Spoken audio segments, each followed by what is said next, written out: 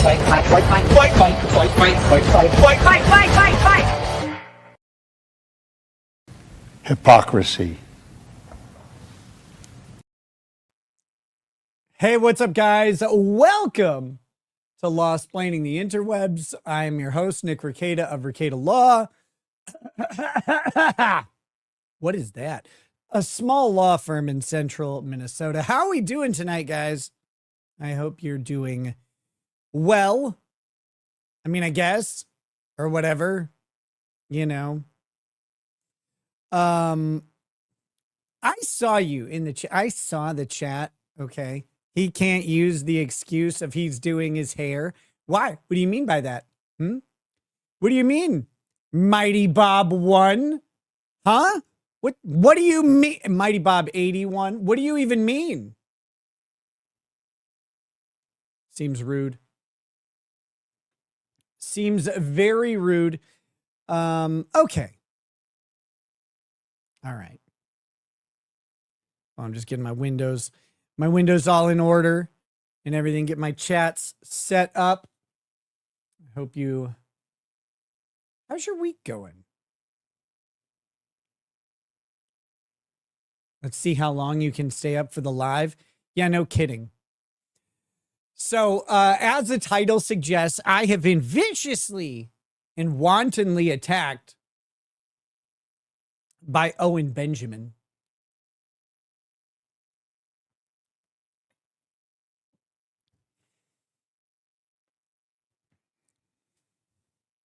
I've been viciously and wantonly attacked by Owen Benjamin because I have decided to speak truth to power on the Tyler Robinson murdering Charlie Kirk case. And people don't like it. I don't know. Everybody is convinced that Tyler Robinson is like innocent and is going to walk, which is, it's kind of baffling to me. I don't get it. I don't get it. We've watched a lot of cases, you know, and looked at a lot of legal situations, even if we didn't watch a trial. And this one is, I mean, it's not hard. It's not a hard question. This isn't a tough case. The jury's not going to struggle. I don't know why people are convinced that that's going to happen. He's going to walk all the way to the lethal injection gurney. Yeah, I mean, he's cooked. What is he going to do? What is he going to do? Now, people are free, of course, to suggest that, well, it's all set up and, you know, the feds are, you know, have the conspiracied him into a murder conviction. No one really knows why, like why this guy, why Tyler Robinson, why the feds or the Jews or whoever needed to kill Charlie Kirk. Like, I know Charlie Kirk was, all of a sudden he was anti-Jews and then he died. I got it. I get it. But I don't understand. Like, a lot of people are anti-Jew and don't die. So I'm not sure where that comes from, but people are convinced that he is going to, you know, that he's going to just walk, or, you know, that, sorry, I got distracted. People are convinced that he didn't do it and was framed by some super elite team, except the super elite team made a bunch of fucking mistakes, apparently, so that people were able to figure it out. And I don't get it. Like, I'm not sure. I don't see it. Like, all of the theories that I've seen about who might have done it, the other suspects, which are thin, like there aren't very many. Main other suspect is, I guess, Lance Twiggs, who they have no indication that he's anywhere near this campus. They're like, well, his alibi is he was sleeping at home. It's like, well, yeah, like that's kind of a normal alibi. And his home is 260 miles away. And you got cameras on all over the campus. How did he do it? All of these people suddenly become like super assassins. And I'm not sure. Tyler Robinson's a patsy. He was set up, by someone, and he shouldn't have lived through the day.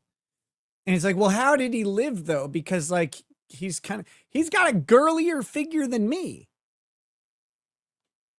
So how the fuck did he avoid the Israeli death squad? Like, they would go murder actual Nazi members who fled to Argentina and stuff. Like, they'd go kill those guys, but they just can't handle a Tyler Robinson. He just got away. Like, how did all this happen? But that's what people believe. Now, I'm out there. I'm just trying to help people and soften the blow. Trying to soften the blow because my man is going to be found guilty. It's going to happen. There isn't much you can do about it. There isn't much anybody can do about it. The evidence, I know they keep saying, like, the video on the roof doesn't show Tyler Robinson. Ignore the video on the roof then. The rest of the evidence is brutal. It's devastating. And the only way to like get around it is to ignore that it all exists or to misunderstand things. And this is something that I do think, some people get a pass on this. They get a pass on this because some stuff is hard to understand. Because that's why we have experts to help out. It's Courtney, Fellowship Oddball, says, I like your glasses. Hey, thank you. And says, hey to everybody. So make sure you guys say hey to It's Courtney, Fellowship Oddballs, which is weird. Rachel says, still wearing those sunglasses. Correct. I have not taken them off. I don't know what to do. They're kind of fused to my head now. Jody Who says, let's not forget how awful his attorney is. Hold up just a second, though. Nestor is terrible, but there is not a case. There's not a case. The Tyler Robinson DNA results on the rifle show him as the main contributor of DNA to the rifle in like 6 spots, which is a lot. With 1 in a trillion certainty, which means that for it to be someone other than Tyler Robinson, or maybe like a close family member, that would change the odds. Actually, not like in a meaningful way, but let's just do that. If it's a random person who is unrelated to Tyler Robinson, 1 trillion people would have to walk up and he would still be the most likely candidate. And that's only because the FBI stops the calculations at 1 trillion because it doesn't mean anything beyond that. Like, it could be a quintillion. We don't know. They stop counting basically at 1 trillion. He is the main contributor, but there are confusing terms. There are confusing terms like degradation and stuff like that, this is where people misunderstand DNA analysis, misunderstand forensic analysis, and it's not helped. It's not helped by the people online who have found out that they can make $1 million by just lying.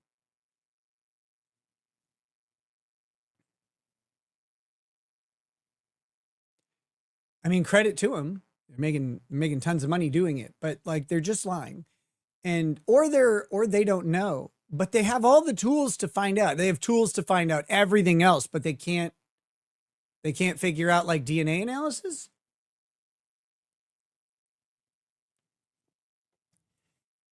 And it's kind of wild to watch. I've been told, like, your opinion on this is wrong. which is great. And they're like, you should align yourself with other people because otherwise you're going to lose your audience. It's like, well, I guess I'm going to lose them then. Like, I don't know. I don't make a habit of saying things I don't believe, you know, for the purpose of keeping an audience. That doesn't seem like the right thing to do.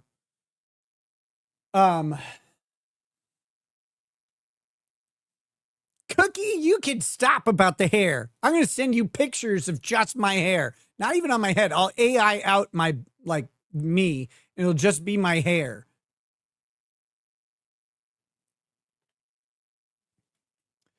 But yeah, so I'm going to talk a little bit about Tyler Robinson, but that's not going to be the main part of the show. We've done a bunch of Tyler Robinson stuff lately. There's going to be more of it. Like if the trial goes on, I got to catch up. So there will be some talk about Tyler Robinson as time goes on, but I am trying to incorporate other topics. But like if I want to be able to talk about this case in an intelligent way, then I need to hire someone else. No, I'm just kidding. Then I need to be up to date on what's going on. The best way to do that is to follow along and talk about it. So, so there's that. But we're going to take just a short peek at some Twitter interactions I've had.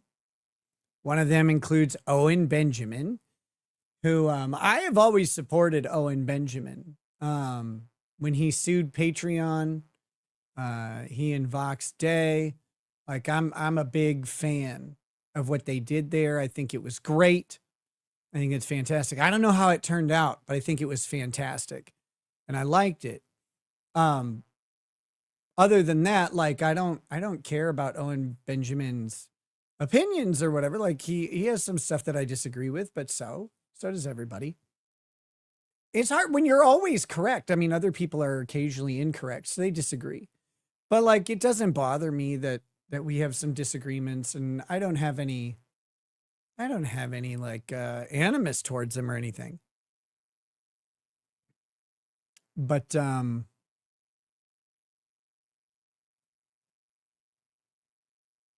wow, so Courtney Clenny is getting time served. Credit for time served on a 6-year sentence. She'll be out within 2 years. Bronca covered it. Did her hearing happen? I thought it was, it might have just happened like today or something. Kenzie Wills says, I wanted to hear you go over Baron Coleman's video and roast him. I'm going to. So this is one of the things that is going to happen very, very soon. There are 2 big Baron Coleman videos. They're both interviews with this dope named Julian Dory.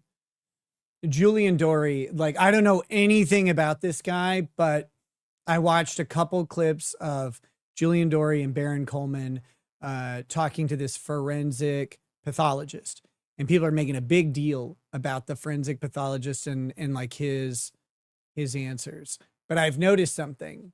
His answers are based on incorrect information being relayed to them by Julian Dory and Baron Coleman. One brief example is that Baron Coleman asserted to the forensic pathologist that Charlie Kirk was wearing a necklace that Erica gave him, and that necklace broke when the bullet struck him.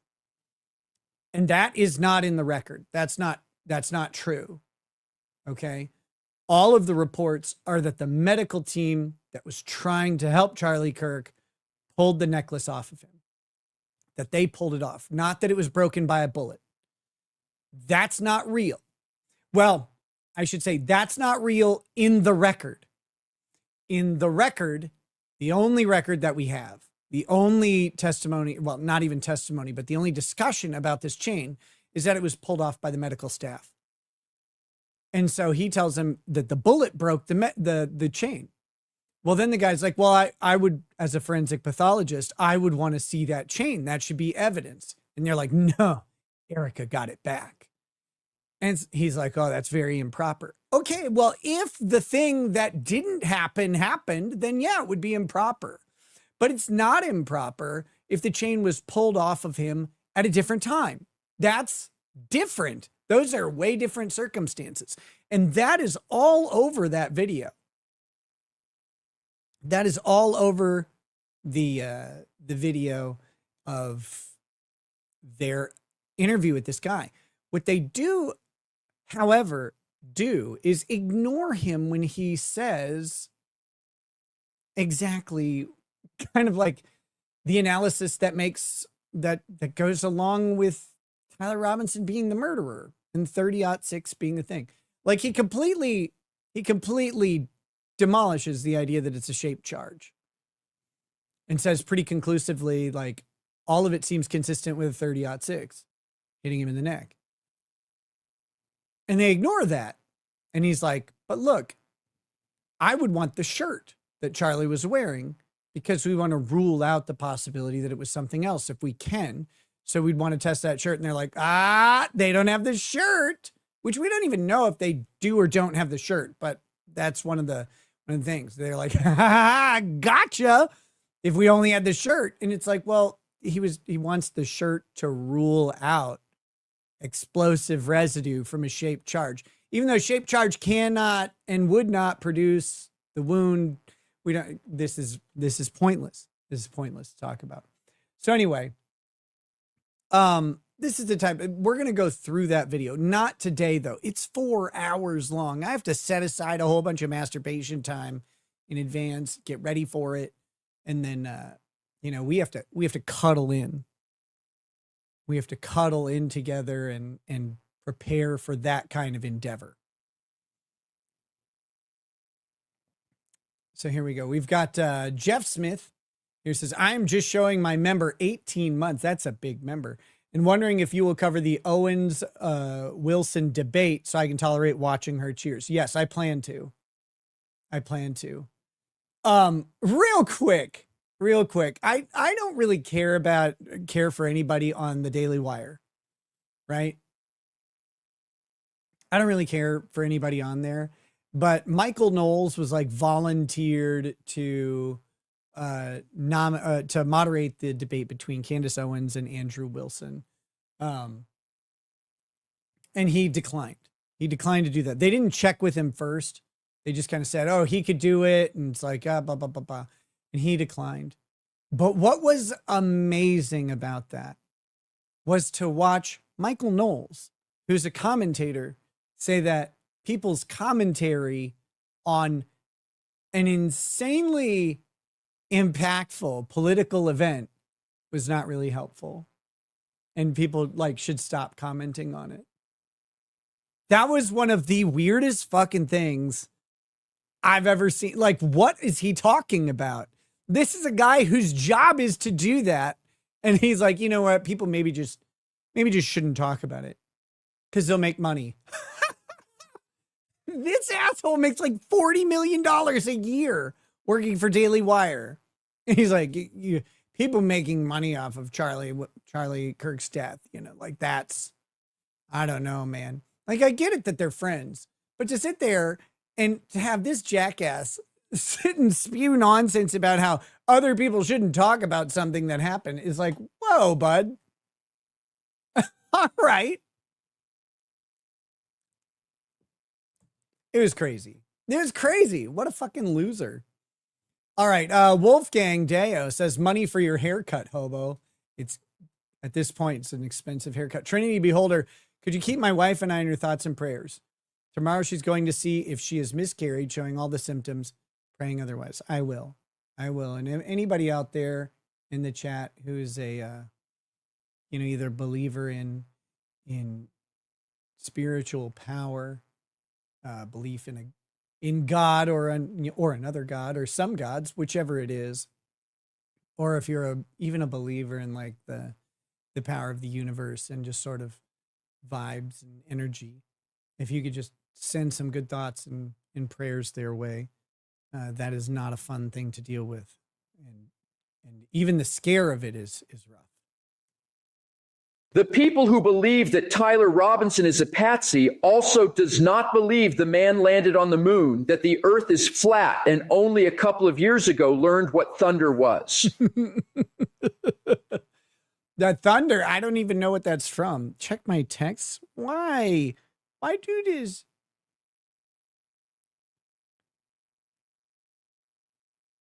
Julian Dory is like a Timu version of Joe Rogan if Joe was extremely brain damaged and had a 70 IQ.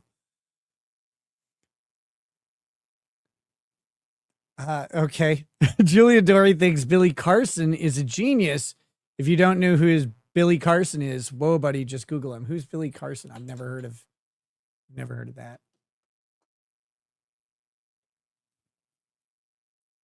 Yes. For those of you who don't understand the thunder thing, let me just, it always bears mentioning. Candace Owens did not know that thunder was caused by lightning until she was 35 years old. She did not know that thunder was caused by lightning. She would go outside in a thunderstorm. Lightning would happen. Thunder would happen. And she would go, those are two different things. Those are two things that happen independently. I mean, they happen near each other a lot, but she never noticed. And she's the one who said that. Like, that's not something people made up about her.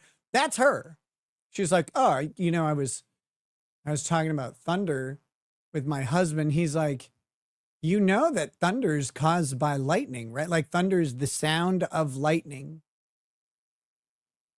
And she says, I swear to you, never in my 35 years on this earth did I hear that before. Okay. You don't have to hear it. Like, someone doesn't have to tell you that thunder comes from lightning. Like, eventually you kind of figure it out, you know, with the whole, like, it's bright and then like every time. That's when you learn really quickly. Holy shit. He should have filed for divorce right then and there. No, he should have filed for a wife burning privilege. Just burn the house down with her in it. In Minecraft.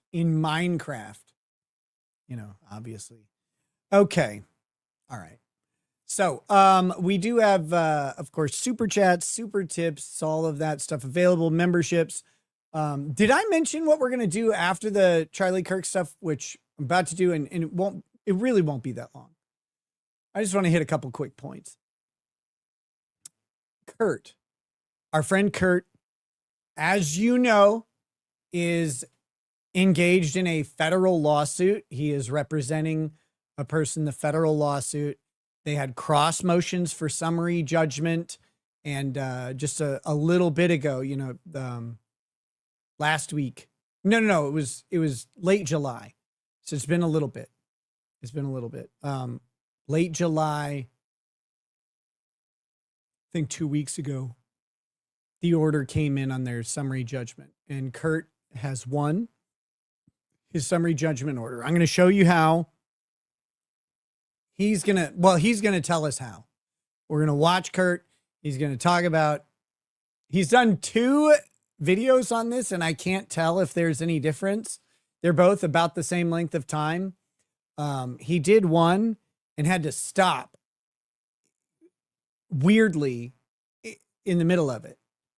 After like 54 minutes, he got like his phone buzz and he's like, I have to stop and go. I'm going to switch this to members only. And so he did and he's like, I'll finish later. So then he did another one and I checked it and it starts over completely. But that one's also members only. So we're going to watch the second one. I listened to the first. I made Lady Rackets listen to the first one with me.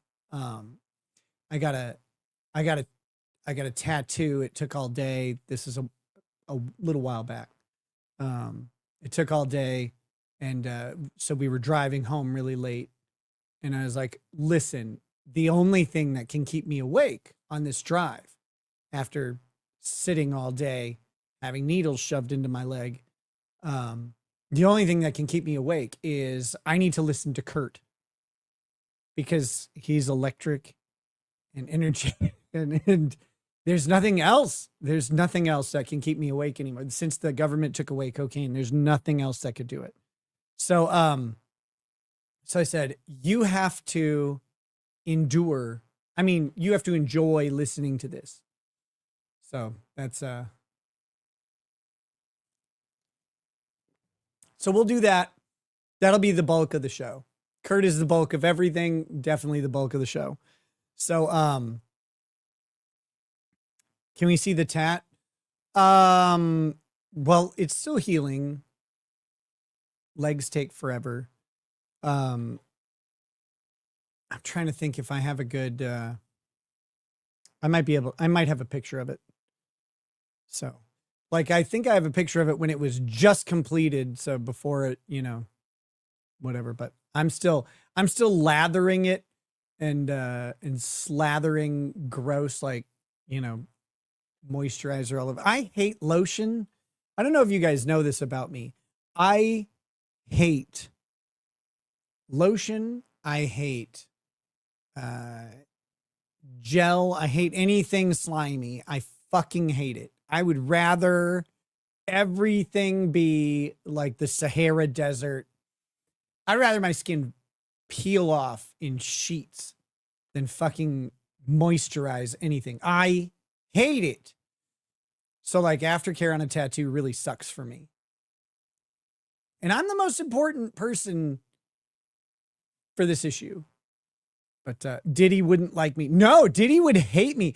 The idea, when they mentioned how much like baby oil Diddy was going through, I shuddered physically.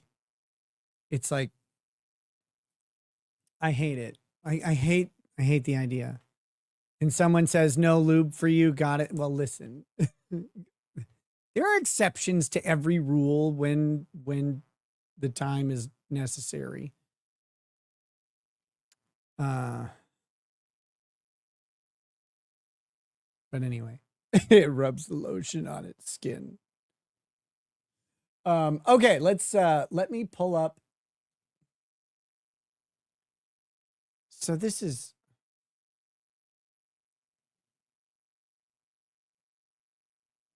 trying to figure out how best to do this.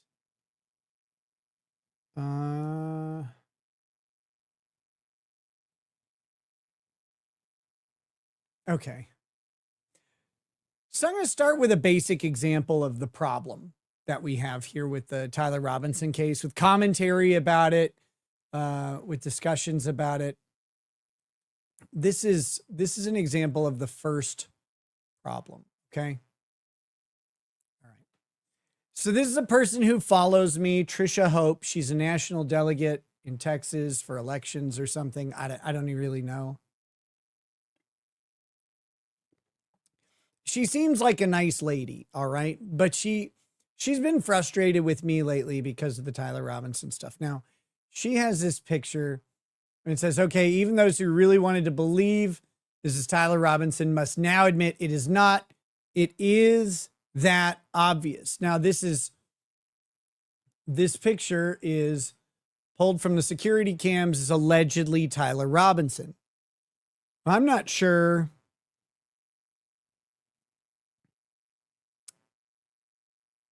I'm not sure what's up with why this can't be Tyler Robinson, but I was reliably informed that Tyler Robinson is about 5'10" and 150 pounds. And this guy looks buff or whatever. Like this guy looks stronger or something. They also said that clearly this guy looks like he's 35. Which I'm sure we can all see that this guy looks like he's 35. And he's definitely taller than 5'10", according to the people. They said you can look at the cars. and determine that he's bigger than 5'10". Okay. All right. Now, what's the problem with that? That's not what the video looked like that this frame was pulled from. Here's what the video actually looked like. The video was not this up here. The video was this down here. This is the video. This is the surveillance footage. It looks like someone took this, put it into AI, and said, make it normal proportions, because this is a surveillance camera. It has a wider field of view, and obviously you get a fisheye effect, right? But this is what's been circulating around, I believe, by Candace Owens. So this is what he looks like. Now, to kind of fill you in. So here we go. This is yes.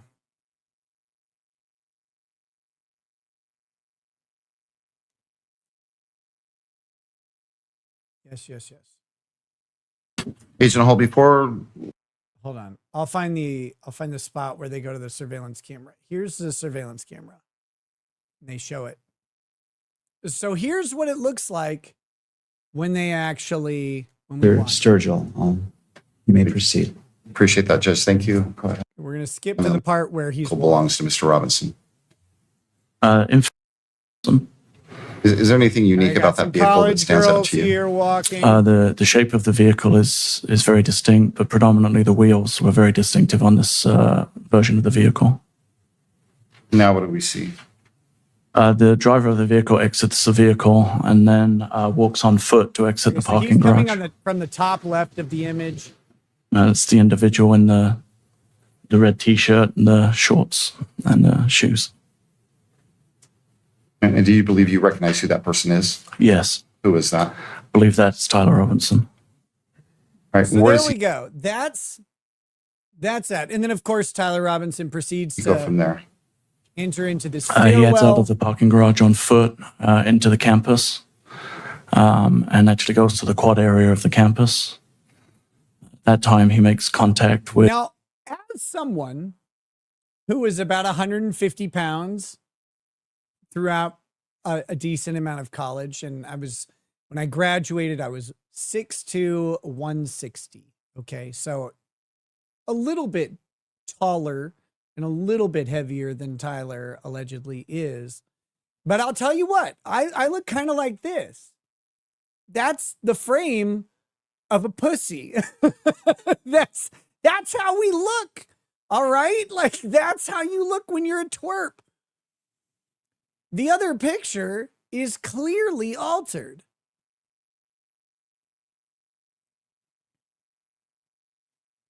I don't know what to do, because this is what they like, what a 150-pound person looks like.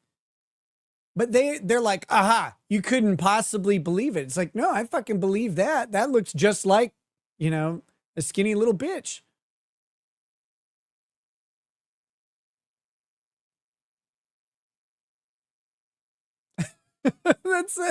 That's it. So, that's the first one here. And now this person tries to say the shadows are different. This does not matter, because these are just two different frames and the cropping is there. This is the same person in both of these, although, it's just when he was back here. And we saw in the video, he looks to the left when he first enters the shadow. So they're different frames. But the whole point of this is they stretched out this image. Now, maybe you could say this is correct, but I don't think so. Like, one, that's not how cameras work. It's not how cameras work. Lenses, you can't take something with a wide field of view and just like stretch it out and be like, this is normal. That's not how light and lenses work. That's not how glass works. It's not how camera sensors work. And there's a whole lot of talk we could do about that. Did you guys ever see that weird picture of Joe Biden and Jill Biden visiting the Carters, right? And the Carters look like hobbits. They're so little. And Joe and Jill are like massive on the side. That has a lot to do with the type of lens that's used and how tight the shot is, and basically distortion around the edges of an image. Because you're taking a circular thing and you're putting it into a letterbox. And they're depending on how the circle operates or how big the circle is versus how big the letterbox is, you're going to get distortion around the edges. And now some cameras have a lot of glass, or some lenses have a lot of glass between the sensor and the front, and that, you know, those mirrors are supposed to adjust for the distortion around the edges. The more glass you have and the more of that adjustment to get a realistic flat picture, the more expensive the lens is. For example, the lens that I'm using is it's a Sony G Prime lens. I think it's a FE 1.4 24 millimeter lens. Okay. It's like a $1,500 lens, which is why, even though, like, I don't even know if the image that you're seeing is technically in 4K or anything. Of course, it's broadcasting at 1080, but it doesn't really matter. Like the crispness comes from the glass that's being used. And that's why, and the sensor is a full size sensor on a mirrorless DSLR. So it's like the sensor is like this big inside the camera body, whereas the sensor on a webcam is tiny. It's micropeen sized. And so like, you know, you just have different amounts of light being captured, different capabilities, and the glass itself is manipulating that light in a certain way. Now, a fisheye lens, a wide view lens on a security camera, is not accurately producing proportions. But you can't say that to any of these people because they're like, aha, you're government shill. And it's like, I hate the government more than you dumb fag. Don't you dare come at me. Don't you dare.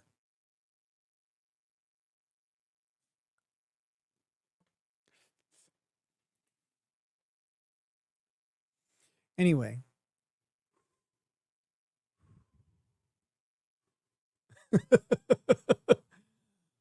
So that's the first one. The next thing we need to do, let's go to this Owen Benjamin thing. Actually, no, let's take a pit stop at another genius. And this is Lionel Media. Now, Lionel Media. No, this is not that's not what I clicked on. You whore.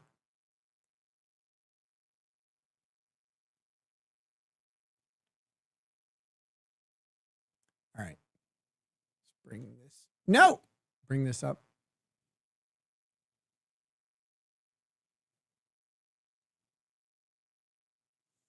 So this is Lionel Nation. I don't know. First of all, how is this guy against the Jews? Wait a minute. What is this? Sparkles hates this shirt? What's wrong with this shirt? It's white with little gray squares. What the fuck's your problem?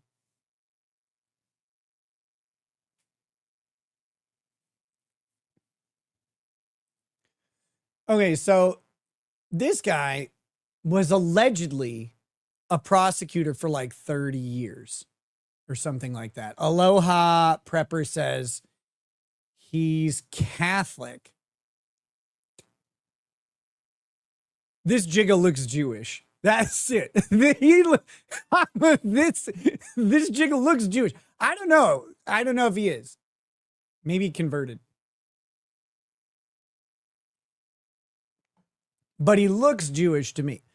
That's what I'm saying. Like, I'm not saying he is Jewish. He looks Jewish.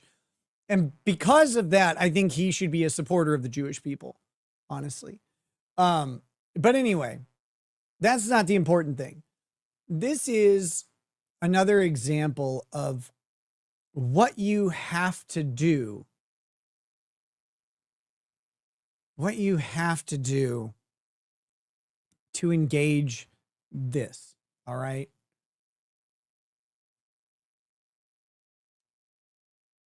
You know what, Sparkles? You know what? You call these bagels? Which one between the two of us?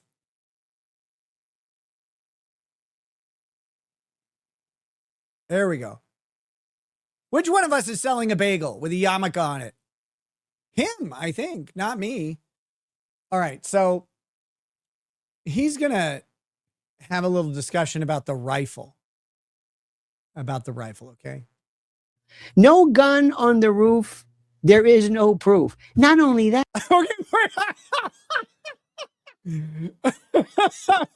I'm sorry. I didn't realize what he would sound like.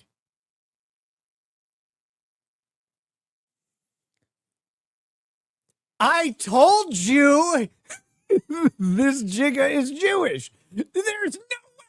This guy is not. You cannot tell me.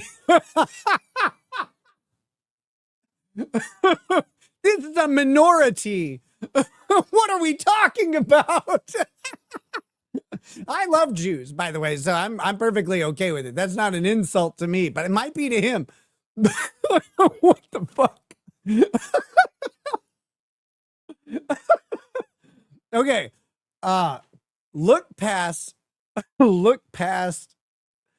Listen past the voice. All right. That's not, I didn't know that was going to happen. I didn't know. Just add water. There ain't nothing that, let me say this again to you. Remember, I'm telling you this. Ask your friends. If they found a bazooka in the woods that has. What's up?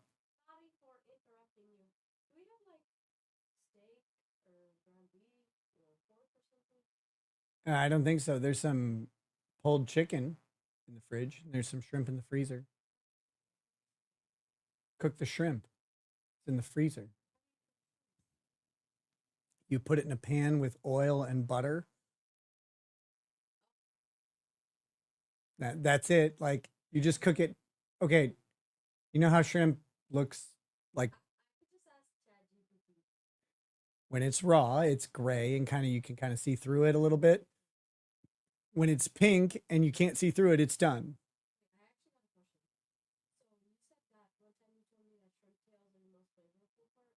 Yeah. Well, no, the shrimp exoskeleton, like the peel or whatever, can flavor a broth. You can make shrimp stock from it.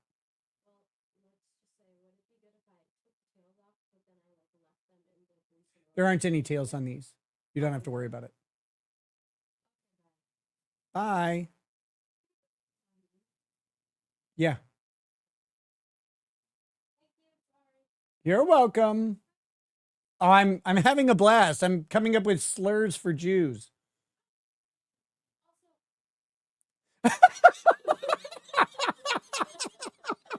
What now?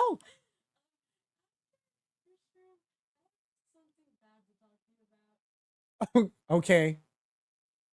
Bye.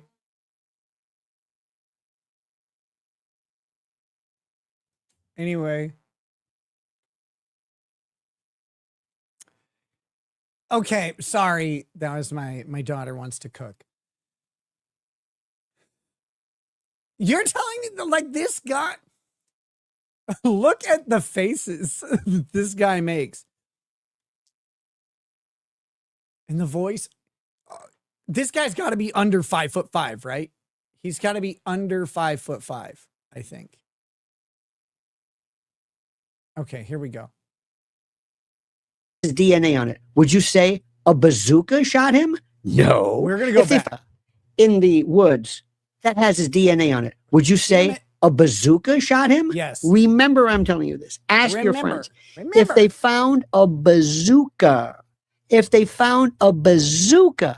in the woods that has his DNA on it, would you say a bazooka shot him? No. If they found a musket, a flintlock, a flamethrower with his DNA on it, would you say, well, that's obviously the weapon? No, because this little hole, this exit wound, in no way could have been done or produced from a 30-06 or a bazooka or a flintlock.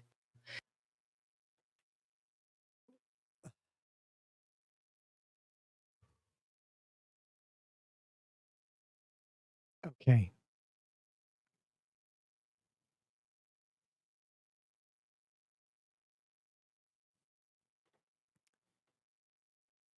It's an exit wound, apparently. Where's the entrance wound? No one can point it out. No one knows. The medical examiner didn't see it. There's no evidence of any other external to internal wound that exists. Just this one, which I don't know how to tell people this because they often don't believe me when I talk about it, but that is 100% an entrance wound from a 30-06. Now, the thing is,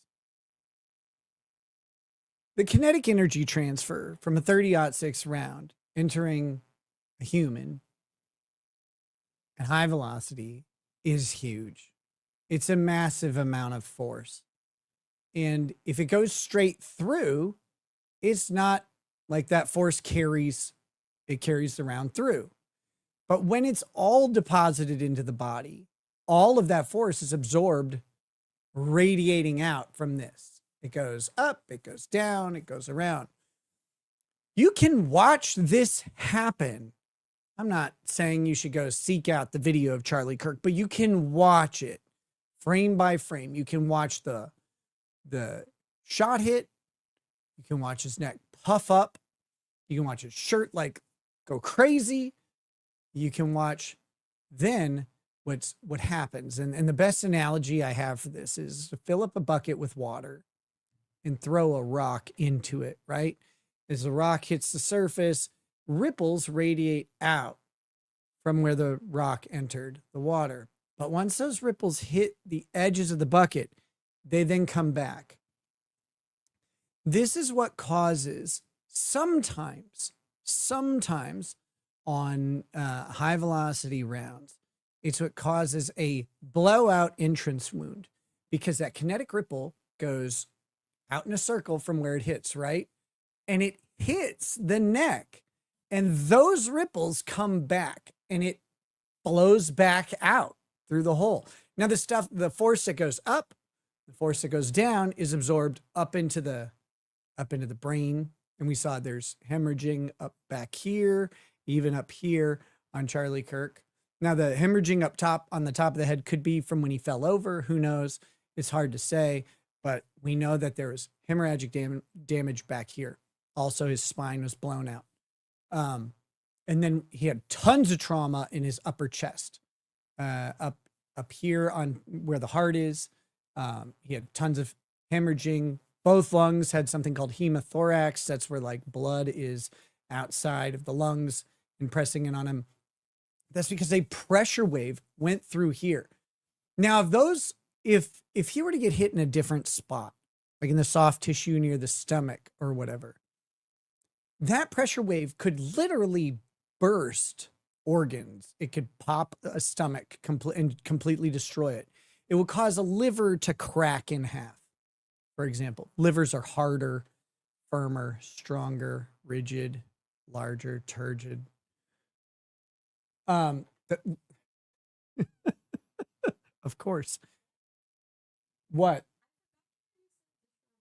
They're in the freezer, the bottom right freezer. It's a half bag of shrimp. No. It's tucked in by, there's like a bag of tater tots. It's tucked by those. Okay, so all that pressure wave that carries up and carries down causes this basically an internal explosion. It's pushing everything away. The term for it is cavitation. But if you say cavitation on Twitter, these people will scream. I don't know how else to say it, but it's called cavitation. And that's where all of the skin, the fluid, the organs, everything is trying to get away from that impact. It's being pushed out by a pressure wave. Okay. And so, that just causes veins and stuff to rip away from organs and causes a lot of internal bleeding. It's bad. It's bad. But like I said, the waves that go sideways, right? They kind of rattle around in here and then they have nowhere to go. They bounce off the edges of the bucket and they come back. And that causes this sort of blowout of the entrance wound. There is ballistics literature that talks about this, medical examiners literature that talks about this. This is not some like theory I have or something I'm making up. This is how it works. Okay, so this kinetic pressure wave goes around and it comes back, and sometimes, depending on the circumstances, causes a sort of blowout. And that's why this entrance wound is bigger than some other entrance wounds, especially ones where there's an exit wound. Because if there's an exit wound, all of that energy is still in the bullet for the most part. Like it got slowed down a little bit, but the energy transfer isn't fully there. Everything about this, now this doesn't mean this is what it is, but everything about this shooting is consistent with a 30-06 round under the circumstances we're told, where it strikes vertebrae and it stays in the body. All of the energy is transferred into the body and not somewhere and not like out the back. So this has been documented to happen. It does happen. That doesn't mean it did happen here, but it's not inconsistent. Now, the specious reasoning comes in from people like Lionel here. Lionel was a prosecutor for something like 30 years or something. Excuse me. I don't mean to yawn. He was a prosecutor for like 3 decades. He has put people in jail with way less evidence than this. I guarantee you, Lionel himself has taken away liberty from people with way less evidence than what's mounted up against Tyler Robinson. He knows this stuff, or he's supposed to, or either that or, who knows. But he says, if they found a bazooka in the woods, would you say a bazooka killed Charlie Kirk? Well, no. But Charlie Kirk's wounds aren't consistent with a bazooka. Tyler Robinson didn't own a bazooka. He owned a Mauser, right? 30-06. His DNA isn't on a bazooka. It's on a Mauser that he owned that is 250 miles away from where it normally is kept. I don't know, so I don't know everything about this case. I'm still learning lots about it. Most of it isn't really relevant or wasn't really relevant to me. So I started commenting on it and people started getting pissed off. Well, then I needed to know more. Tyler Robinson did not attend this university. He lived 250, 260 miles away. And he went there for this event, allegedly. He went there for murder. But if he's not the murderer, he went there for this event for whatever purpose. And that's perfectly fine. But the interesting thing is finding him there and finding the gun there. Those two things are really fucking weird when you combine them. Finding the gun there at all is really fucking weird because the gun presumably is kept in his apartment or whatever where he lives. Having it show up coincidentally 250 miles away from where it normally is and where he normally is kind of looks like maybe he took it with him. That's the obvious explanation for what happened. But guys like Lionel, Baron Coleman, who's a giant fucking liar, it's amazing, and Candace Owens, who is a queen and a saint and also a giant fucking liar, they know that this reasoning is completely nonsensical. Well, Candace might not. She is dumb. But they have proposed countless alternative theories with zero evidence for how that would be. Zero evidence. And the way they do it is this, exactly what he's done here. If you ignore everything else tying that gun to Tyler Robinson in that place, well, then, yeah, I guess it's completely random. If you just say, well, there's a gun in the woods, must be Tyler Robinson's, that's crazy. But it's not a gun in the woods that must be Tyler Robinson. It's Tyler Robinson's gun that's in the woods with his DNA all over it, and video of him climbing down from the roof where where the shooter was, with a towel wrapped, which they also found the towel, with a towel wrapped around a long cylindrical object that certainly isn't a cock. And he drops down and then he runs to exactly where they find it. On the video, you can see him go to where he drops it off and where they ended up finding it, which is, how do you think they ended up finding it? They're like, where'd he go? Oh, he went this way. That's why it kind of seems like Tyler Robinson shot Charlie Kirk. Now, that's bolstered by the ATF saying that the caliber of round used from the metal jacket and then the fragments that were recovered from Charlie Kirk, the caliber of the round used is between a .28 and a .308, which is consistent with a .30 caliber round. They've identified it as a soft point, core locked, 150 grain Remington. Is it Remington? Round. It's like one of the most popular rounds that's sold. It's a 150 grain round. It's not the most powerful or least powerful 30-06 round. It's middle of the road, but it's made to mushroom on impact. It is made to transfer a lot of energy into what you're shooting. It's made to do what it did. But they will say that there was a second shooter with a palm gun. I don't know about you guys, but I did some research. Palm guns don't do this kind of damage. They don't have, if you tried to fire a 30-06 round out of a palm gun, it would blow up the gun in your hand. You would have trouble with it. They don't do it. It's not the same thing. A shaped charge doesn't either. A shaped charge doesn't carry that kinetic energy wave that a rifle round does. Bazookas produce very small wounds. So that's not it either.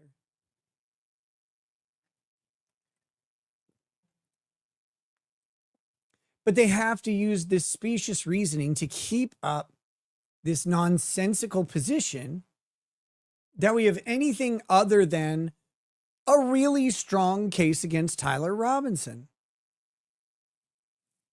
A really strong case. Does that mean that Tyler Robinson is guilty? No. Does it mean that the cops did everything procedurally correct? No. That's what trial's for. We'll figure that out. But right now, their theory is nuh-uh. It's like, okay, well, what is it then? What is the thing? What is the alternative? And they'll tell you that they don't need to produce an alternative, which is kind of true. But reasonable doubt is doubt that is based in reason. It's doubt that is based in something. Reason or common sense is the actual definition. But your doubt must be reasoned. That's what reasonable doubt means. Not that you have a reason for doubt. That's not the same thing, or you have reasons. Well, I have reasons I don't trust the government. Okay, well, that's fine, but that's not reasonable doubt as far as court is concerned. Reasonable doubt is doubt with a basis in reason or common sense. If you say Charlie Kirk was run over by a steamroller and that's how he died, when we all watched a bullet go into his neck, I have reasonable doubt that it was caused by a steamroller, right?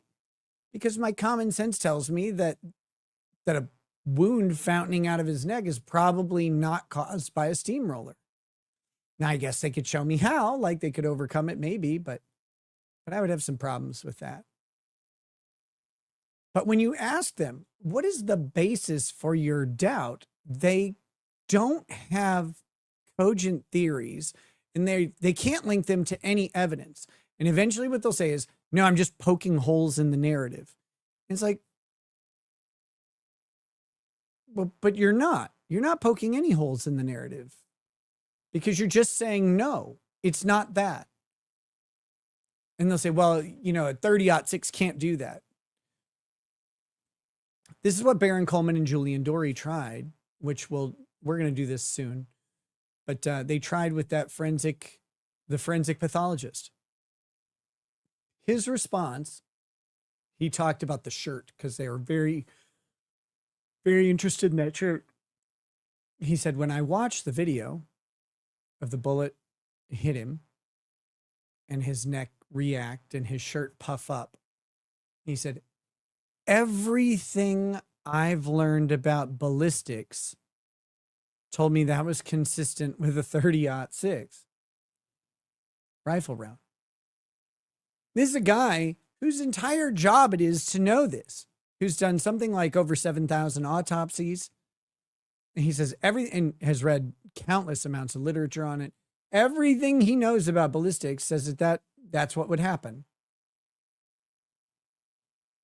And they'll just steamroll right past that. It's amazing. Okay, we got a couple chats to go through here. Then I'll get to the Owen Benjamin thing, and then we're done with the Tyler Robinson. Chad Parsons says, dude, say whatever you want about Crowder, but when people get fired, Quarter Black and Dave went one way, Half Gay and the others went a different way. Okay, what does that have to do with? I don't think I was talking about anything there. I like Quarter Black Garrett. Half Gay Jared or whatever. Like, I've talked to him. He was nice, but I haven't talked to him recently or anything. Art the Clown says, I nominate Panzer for mod. He's the right kind of nuts. I had told Miss Sparkles I would make her a mod a while back, as long as she doesn't fuck it up. Shelly, member for 27 months, says, your hair reminds me of my chia pet. Love the mess. My hair is combed meticulously. What are you talking about? Chad Meme, member for 10 months, says, are we sure Nick isn't a tiny hat? That nose profile? No, that's so I can infiltrate them, actually. Just Incredible says, that's the Hydra scientist from Captain America. Yeah, except after Ozempic, I think. Raggedy Man says, hi, Nick, sending you some ducats. Hey, thanks. I don't know what that even means, but I like it. You know what? I think I did something stupid today, didn't I? I think I forgot to turn on the vertical stream. I did. Oh, man. We're all horizontal today. Raggedy Man also says, Robinson brought that gun 4 hours away one way. Wouldn't that show some intent? You know what the response to that I've seen so far is that people say, well, it could have been someone else. It could have been Lance Twiggs. Again, no evidence that it is someone else. No evidence that it even might have been someone else, but they say it could have been. And what do you say to that? Your only answer is to say, well, I mean, I guess it could have been. It wasn't, but it could have been. Deep Service says, thanks for convincing me it was the juice. Yeah, no problem. Anytime. I'm good at that. Tilly T says, we're with you, Nick, but I love a bazooka. Who doesn't? They are fucking funny. Wait a minute. A slow talking retard lawyer just rated. That's rude. That's rude. I do see that my man Joe, Good Logic, has rated the stream. What's up, Joe? What's up to Joe's viewers? We're talking a little bit of Tyler Robinson, and then we're going to look and see Kurt's lawsuit and how that's going. Where is Sparkles? I gotta find her stupid name so I can do what I said I would do. Where is it? Sparkles, will you send a comment, please, so that I can just do this without all the work? Where are you? Oh my God.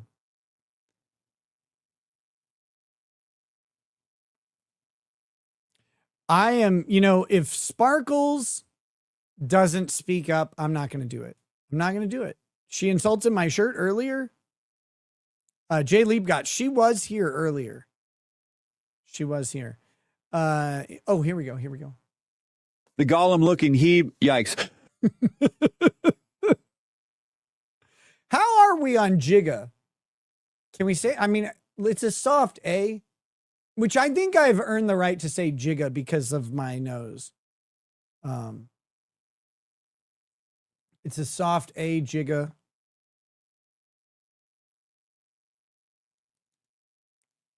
I don't know. Okay, let me find the Owen Benjamin thing because this plays into all of it. This plays into all of it. Someone on X just asked me a good question. It's like, seeing Candace now, does that change your opinion on who will win in Candace Owens versus the Macrons? And look, I don't know that I rendered an opinion on who would win between Candace and the Macrons. I think that is funny. Like, I'm all for making fun of world leaders. I don't think world leaders like the Macrons should be able to sue Candace for defamation in the United States. I don't believe, you're going to have to show me how they damaged you, how she damaged you in the United States, and why our country should allow a foreign head of state to sue an American citizen. That seems like a diplomatic issue to me. That has nothing to do with the merits of the case. If that case goes through, Candace has got some trouble. But I think there are constitutional issues at play, and in those constitutional issues, I'm on Candace's side.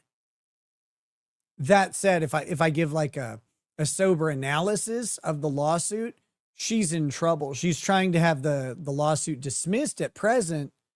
I don't know that that's going to be successful, but again, I think the constitutional issues are really important. I don't think foreign heads of state should be allowed to sue private U.S. citizens in the United States over speech. I don't think that should happen.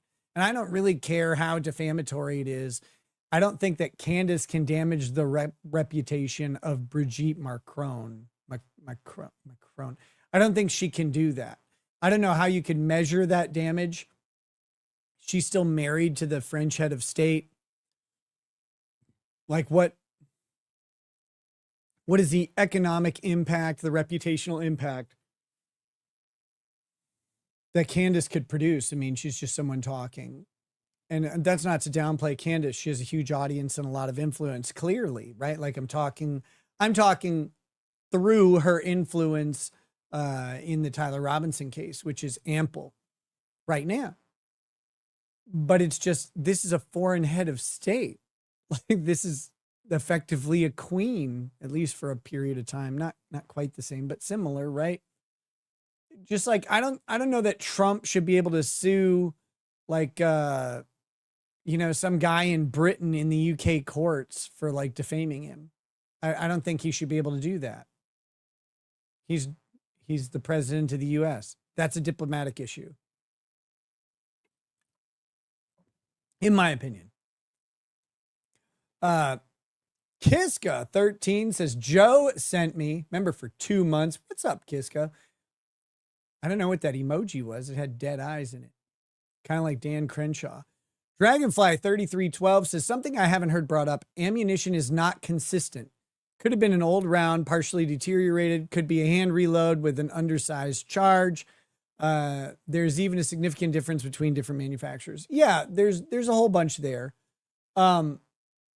But the main thing, and this is the important thing, you can get bogged down in these conversations about 30-06 ammo and the differences between them and all that stuff.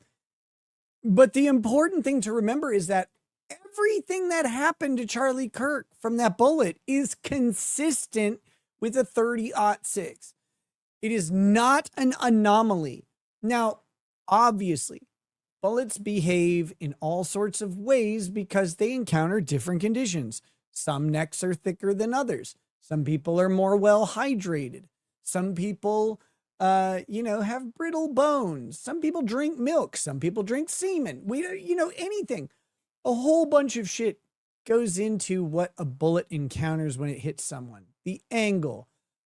Literally, if it had hit his chain first, for example, it didn't. But if the chain was substantial enough and it hit the chain a little bit and it started to yaw, go off axis, right?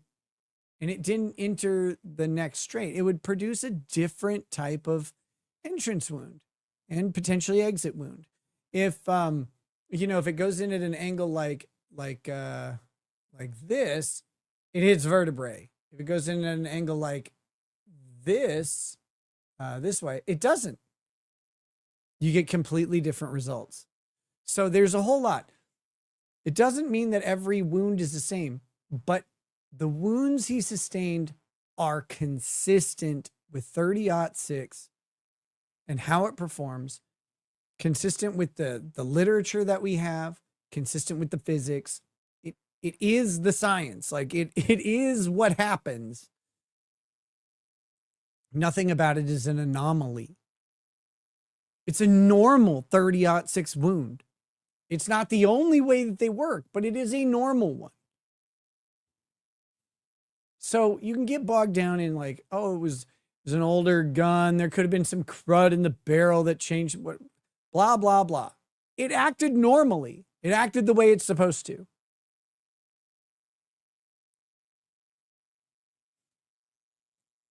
All right. So here's my post.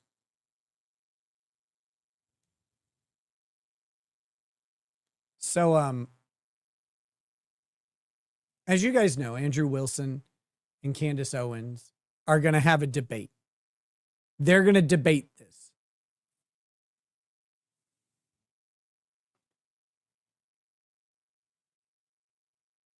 And I said, this defense from Candace will be the most retarded thing on the internet since Al Gore invented it. It's going like... Candace Owens is going to make $300,000 doing this debate. Okay? I want everybody to remember that when they see this babbling retard get up there and talk about a bunch of irrelevant shit. She's going to make $300,000 doing it. She's smarter than all of us. Okay? That being said,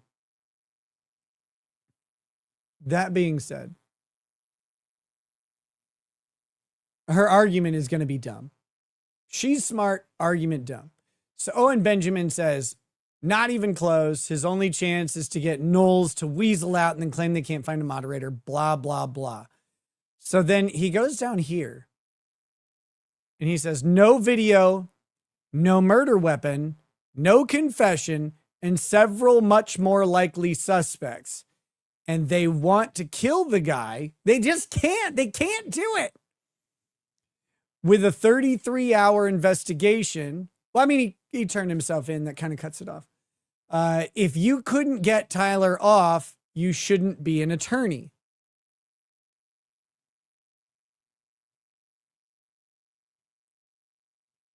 Or you're bad at hand jobs. That's from me. That's very important. That's very important. You're bad at hand jobs. If you can't get Tyler off, you're bad at hand jobs. But here's the thing.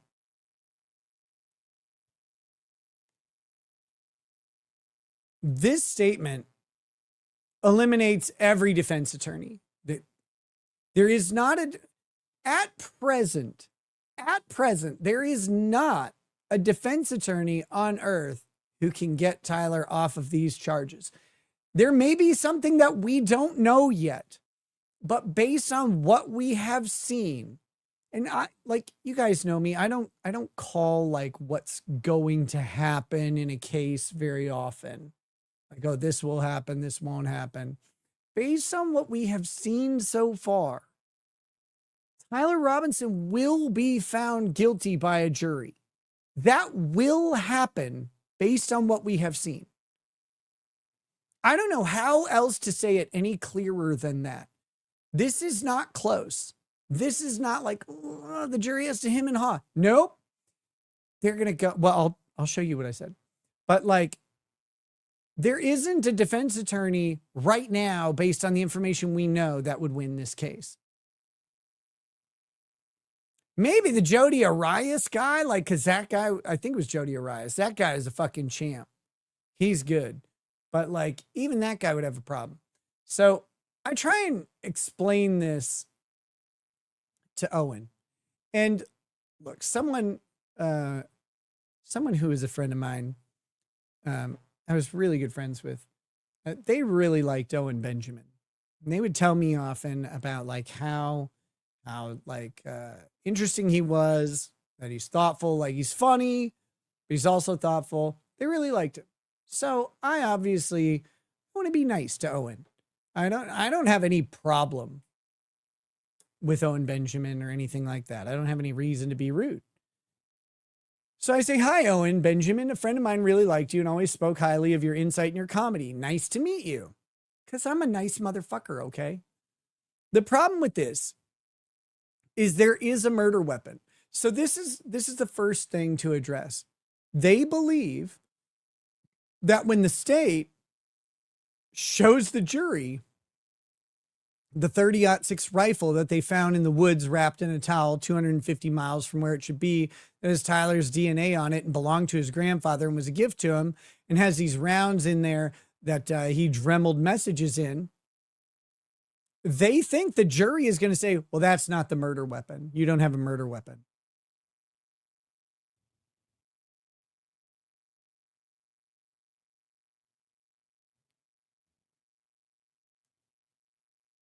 Wait, what is this? Just some lovely lady says, we were best friends and I really didn't like Benjamin that much. Wait, you and Owen Benjamin? Wait, who was best friends? You and Owen Benjamin? So anyway,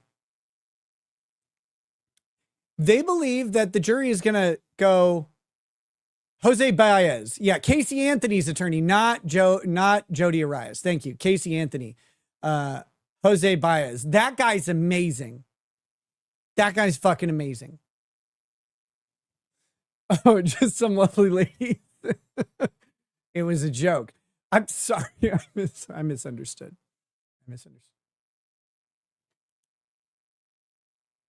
Oh, I thought I heard a kid coming in again. All right. So they believe that when they present the gun with Tyler's DNA all over it, that the jury's going to be like, that's not the murder weapon. They're wrong. I don't know how else to say it. The jury's going to go, okay, that's the murder weapon. And so here we go. So I say, there is video. This is another thing. They're like, I can't identify Tyler Robinson from the rooftop video. Well, there's a bunch of video. And what's going to happen is the prosecutor's going to lay out this full video timeline. They're going to stitch together the different cameras, and they're going to show Tyler Robinson go from the parking garage up the stairwell to the roof. They're going to show that grainy video, which might not actually be very grainy when we get it to court, but that's a whole other thing. Even if it is the grainy video, they're going to show him run across the roof, lay down exactly where they said that he laid down. They're going to see the time pass where Charlie gets shot. He's going to die. And then that person's going to get up, run, and carrying a towel with a rifle in it, with a cylindrical object in it. And they're going to drop down from the roof, and they're going to get up, and they're going to run. I've seen this video. It's already been stitched together, like exactly what, they're going to show. Although they may have better quality video in court. I don't know. But I've already seen basically what they're going to show, because someone put it together. And when they show that and tell the jury, there he is, going across the roof. You can see him lay down. You can see him take the shot. What's up?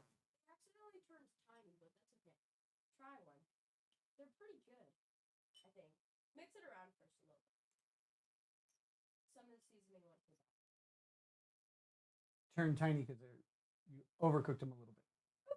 That's okay. Shrimp are really delicate. You don't cook them very long. Well, they turn out good. Tasty. I like the seasoning mix.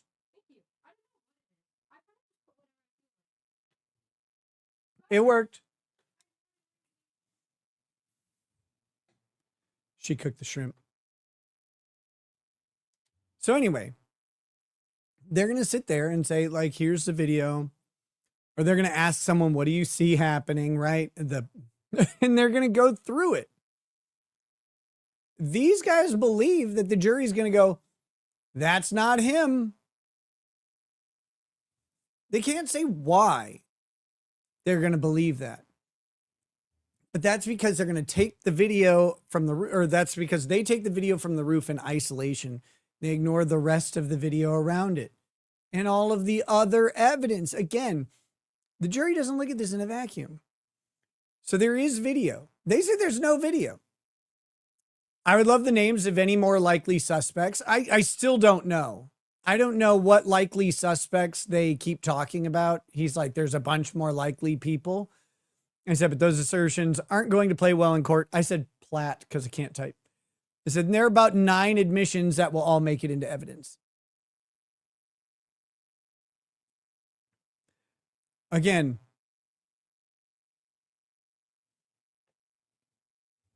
A-Wig says, I told you to ground her if the shrimp is rubbery. Well, I don't want to break it to her now. I'll tell her later. But again, those admissions can't be ignored. They're going to make it into evidence. The jury is going to hear Tyler say exactly what he did with the gun, that he ditched it, exactly where they found it. And he's going to say, I shot him and all that. And then the jury's going to look at that video and go, that is him. That is him.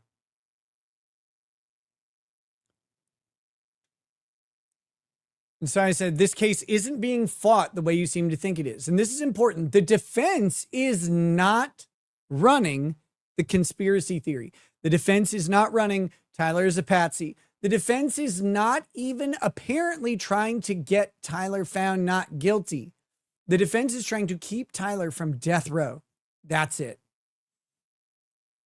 His defense team has denounced the theories and musings of Candace Owens by motion. So this is important because I haven't seen other people talk about this.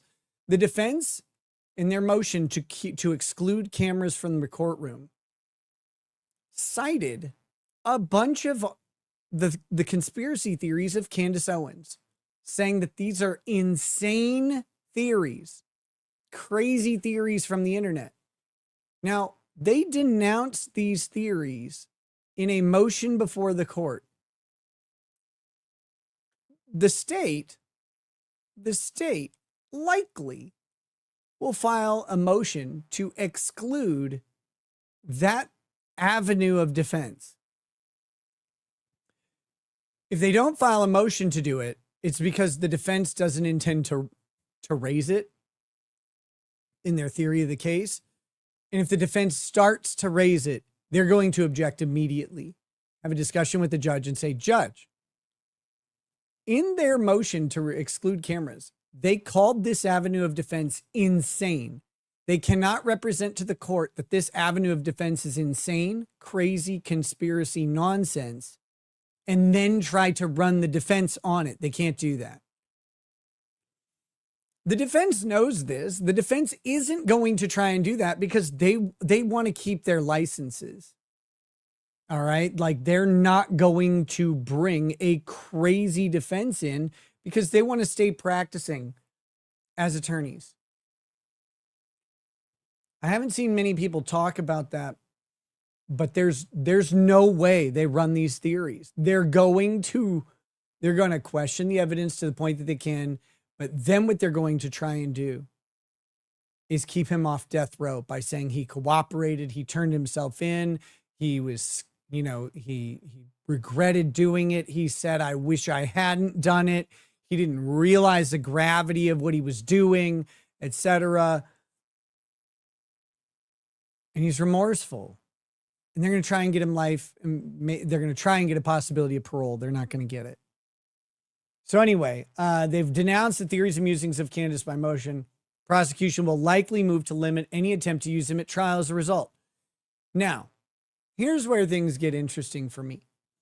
It said the jury will be presented with a timeline, a chain of video, forensic experts, witnesses, a medical examiner detailing cause of death being a soft-core 30-06 round, causing massive internal trauma, one entrance wound, no exit wound, a security team who immediately removed the principal from the zone of danger to the nearest medical facility and preserved the evidence in the cameras as they are paid to do. This is another important thing that has been bandied about. They're like, why didn't the security team let the medical personnel up close? Because the security team is paid to protect Charlie Kirk, who is the principal. They're paid to defend him, protect him, etc. If someone just tried to assassinate him, and then a bunch of people they don't know run up and are like, let us help him, they will not. They absolutely will not let them through to perform life-saving work on him. They don't know if that guy's a murderer, if those guys are murderers too. They don't have anything. So they throw Charlie in the SUV and they take him to the nearest hospital, driving really fast, whatever. That's the expected thing for them to do. That's their job. The other thing they did was they took the SD cards out of the cameras, which preserved the SD cards. It preserved the cameras or the SD card data. And they're able to presumably turn that over to the FBI or the Utah Bureau of Investigations. Who knows? But that actually preserves them. People are suggesting that that's a weird thing. If they hadn't done that, I believe the cameras themselves were stolen. If they hadn't done that, anybody could have taken them in the aftermath of the shooting. But one person's job was to grab and preserve the evidence, and they did. That's the way they were supposed to act. That's not weird. And that is a hallmark of the commentary on this case. They're taking the things that are expected to happen and saying that it's weird.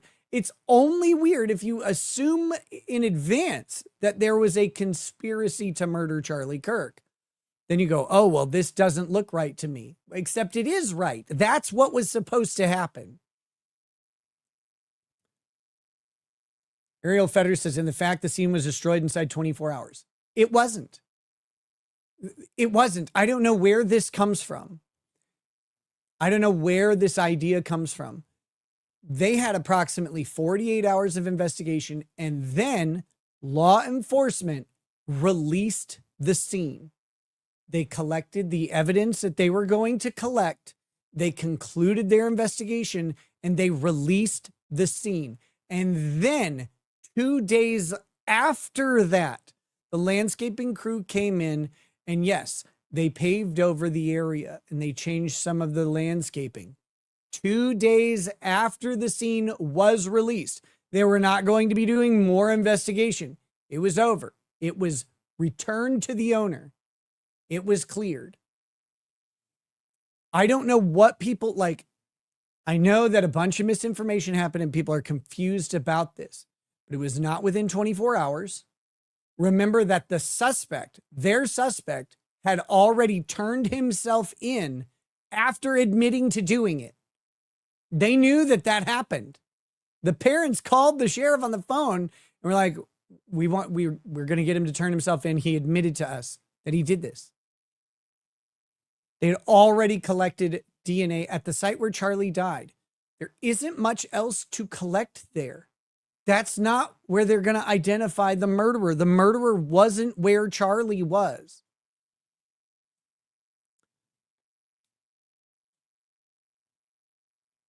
This, again, this is not weird. This is a public institution. Someone was murdered on live television in this one spot. They're going to have students there. A whole bunch of things are going to happen. They need to change. They wanted to change the look away from what it looked like when someone just got offed. They did it quickly. But they did it after the scene was released. The scene was cleared and released. It was over. There was not going to be another investigation there.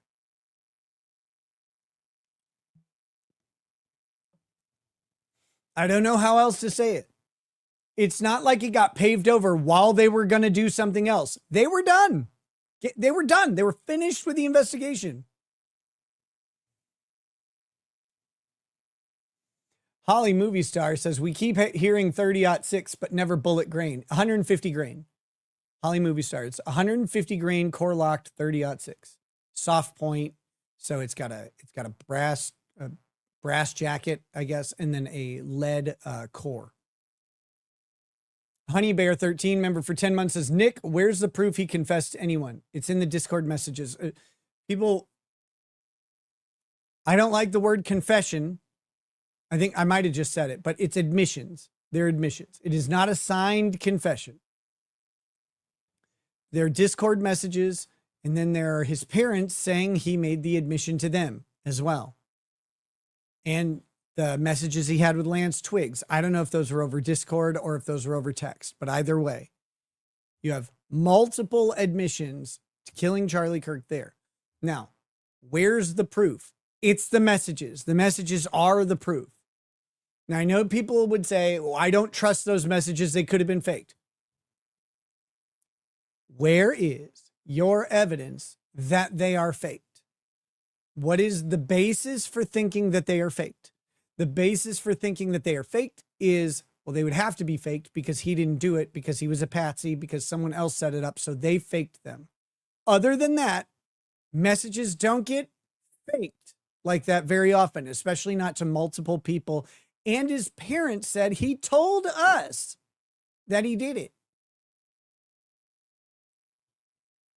I don't know how else to say it. Those admissions are coming in. And if the defense says those could be fake, they're going to get laughed at and not taken seriously unless they can show why they believe they are fake.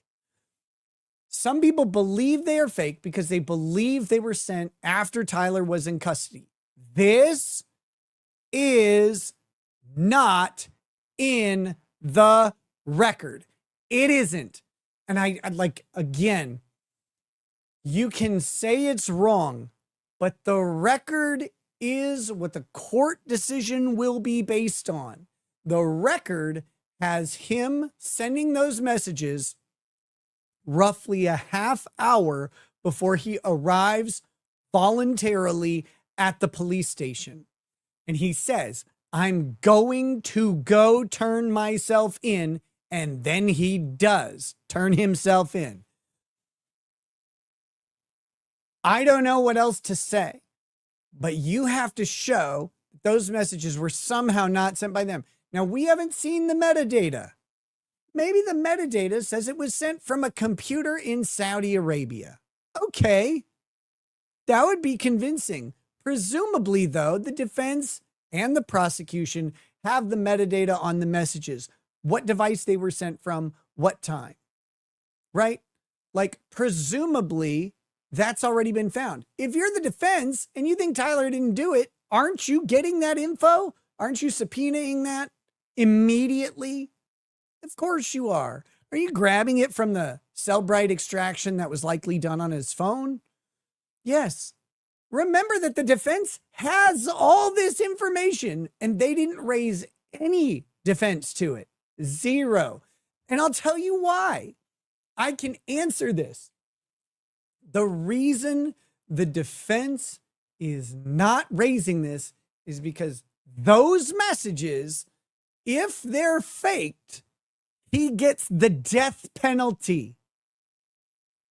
He gets the death penalty because those messages are where he says he regrets shooting him and he wished he hadn't. That's his only show of remorse.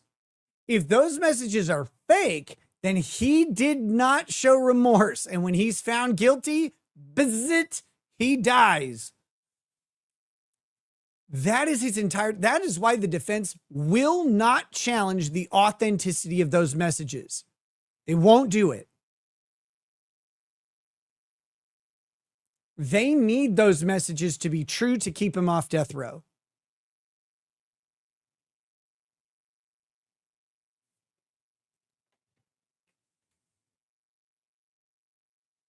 I don't know how to say this. Now, again, if they come into court and they show us metadata that says, no, they were actually sent from somewhere else, I'm all for it. I am all for saying he was set up like a motherfucker. We have no indication right now that he was. None. None. The only indication that he was set up is people believe he was set up, and so then they distrust evidence that goes against that theory. That's not evidence that he was set up.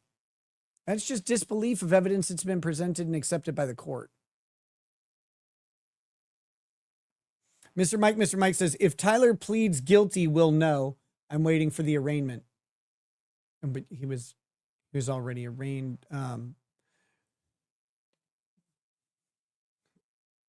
So you're saying if he pleads guilty, then he was set up? Is that what you're? Don't distract me with bikinis. Don't do that. You can't ask a question and then distract me with bikinis. Do you believe he was set up if he pleads guilty? Is that what you're saying?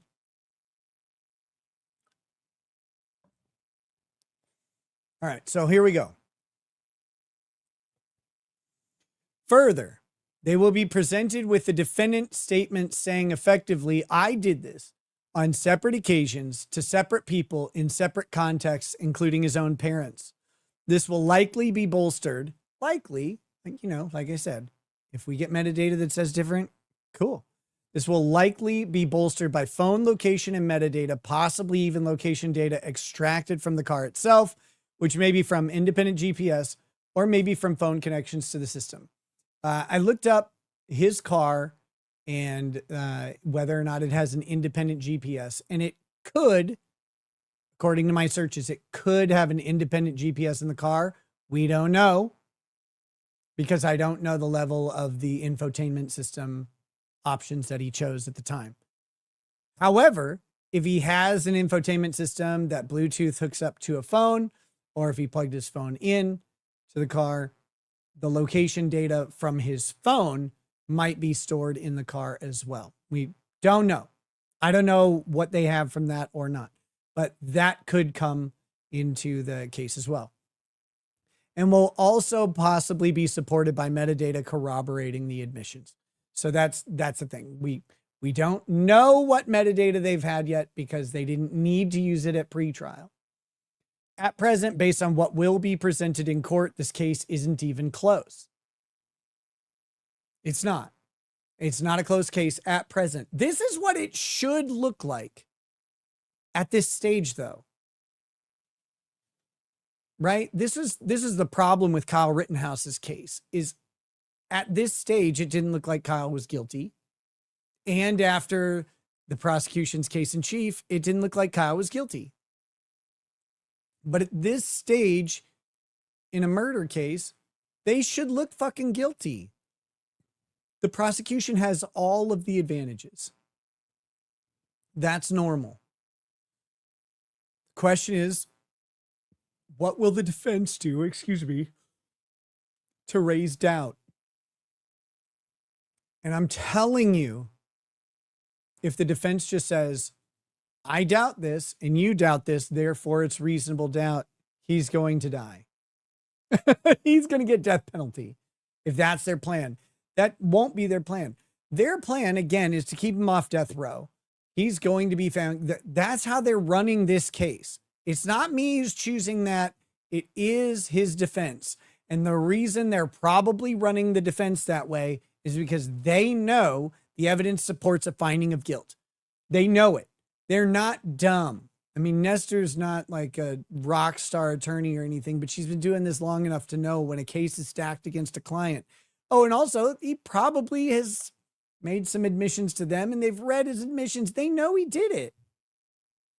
Or they believe he did it. He's a very convincing patsy. Whatever you want to believe, it's okay. It's okay, but he's going to be found guilty at present. That's the case they're running, but they're going to try and keep him out of death row. So I said, now I'm surely a paid compromise shill or whatever, but I have one final bit of bad news. Tyler's defense team will not use the word Fed slop in court. I know Fed slop, that's the way you get around everything, and that's the way you dismiss any contrary opinions, but Fed slop is not going to come out of the defense's mouth. They will not look at a video and go, that's Fed slop. They're not going to do that. So then Owen, of course, is like, he goes in, do you mind posting where the testimony is? And this is the fun tactic of dealing with people in stuff like this. the testimony, all of this information is publicly available. It's all out there. For me to post it all would be huge. Like I would have to sit and post document after document after document and video after video after video. And they wouldn't watch them and they'd just say it was all lies anyway. But this is the thing. So, but obviously he's like, did you see where all this testimony was? I said it will happen. It will happen this way. Although some of the testimony was in the pretrial hearings. This is the one that I don't think people understand. The medical examiner is going to testify that their training, experience, education, and all the literature all suggested his wounds are consistent with a soft point 30-06 round. They're not going to testify anything about a shape charge. If that's brought up, they're going to say no. It wouldn't do that. The other thing is this, and this is the other one I've seen. I'm not going to spend any real time on it because we'll probably do it a different day. People have this issue with the word degradation on the DNA evidence. They say Tyler Robinson's DNA was more degraded than anybody else's, blah, blah, blah. People also have this persistent misunderstanding, I think because of some early misreporting. They believe that Lance Twiggs' DNA was found on the rifle. Lance Twiggs' DNA is not on the rifle, period. Not there. It's not there. In fact, he submitted a DNA buccal swab, which is buccal swab, whatever, they swab the inside of your cheek. He submitted that. They tested it and it ruled him out. Lance Twiggs' DNA is definitely not on the rifle. It's present in in some amount on the towel and in some amount on the screwdriver. But Tyler Robinson is the primary contributor to the rifle, screwdriver, and the towel. He's the one. But people get hung up on this degradation thing, higher degradation. In a weird way, I'll just explain this briefly. Andrea Burkhart wrote a great explanation of it. You should check her out. Or you could just ask whatever AI you subscribe to explain to you DNA degradation, and they'll do a just fine job doing it. But the long and short is, if you've contributed more DNA to something, degradation's going to be higher, typically. Like, I don't know how else to say it. You have more opportunity for degradation. It doesn't have anything to do with who touched it last, first, how long it's been there. It doesn't have anything to do with that. Degradation is the breakdown of the cells where DNA is found, and those that have transferred off of the human body and onto something else. A rifle left wrapped in a towel outside is any of that DNA is subject to degradation. The fact that there's more degradation from Tyler Robinson than other DNA does not mean that there is less DNA from Tyler Robinson or that it's less likely to be him. They have determined that his contribution is 1 in a trillion. And that's only because they stop. As I said at the beginning of the stream, they stop counting at 1 in a trillion. It's him. It's his. His dad is a minor contributor to a couple parts of the rifle, but Tyler is the major contributor to all of the parts of the rifle.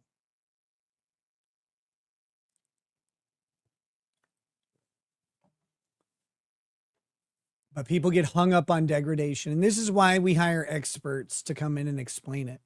But an expert is going to come in, and when Nestor says, but isn't his DNA more degraded? They're going to say, yeah, but that doesn't mean what you think it means. And they're going to explain to the jury what degradation means, which I'm not even going to try. I'm not a fucking molecular biologist. Okay. Someone smarter than me in that field will explain it to the jury, and it's going to sound correct. And they're not going to bring in an expert who's going to lie and say that that's not what degradation is. And the jury's going to believe that expert. And the way I know that this is going to happen is because this is what always happens in murder cases. And people get genetic evidence wrong all the time because it seems counterintuitive at times. But when you talk to the experts, they explain very quickly. If you ask an expert and you give them the data that we have on Tyler Robinson's DNA or that was testified to, you give them the data and you say, is that Tyler Robinson's gun? They're going to go, yeah. Like, did someone else shoot it? And they're going to go, probably not. Probably not. Probably him.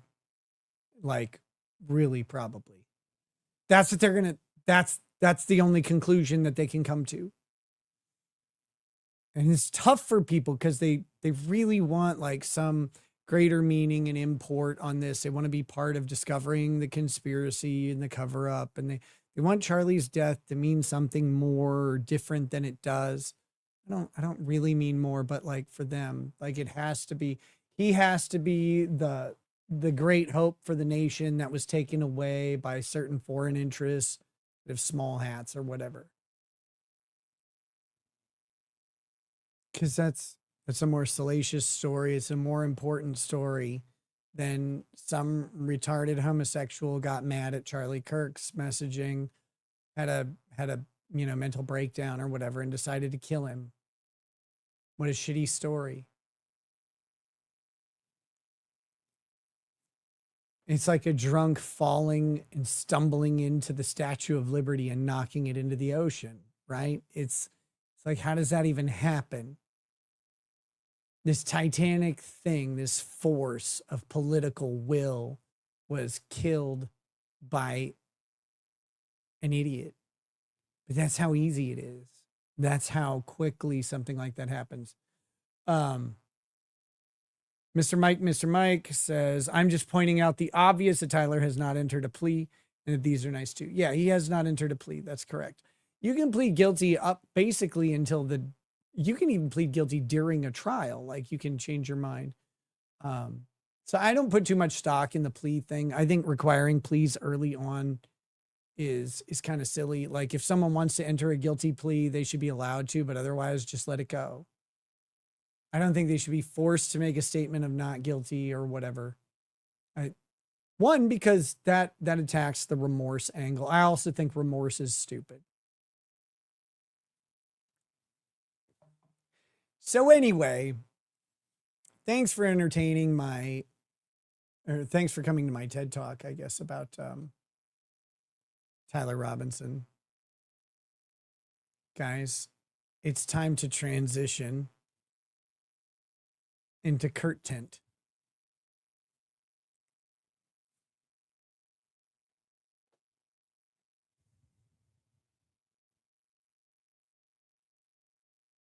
It's time to transition into Kurt Tent, whatever it is. This is his video.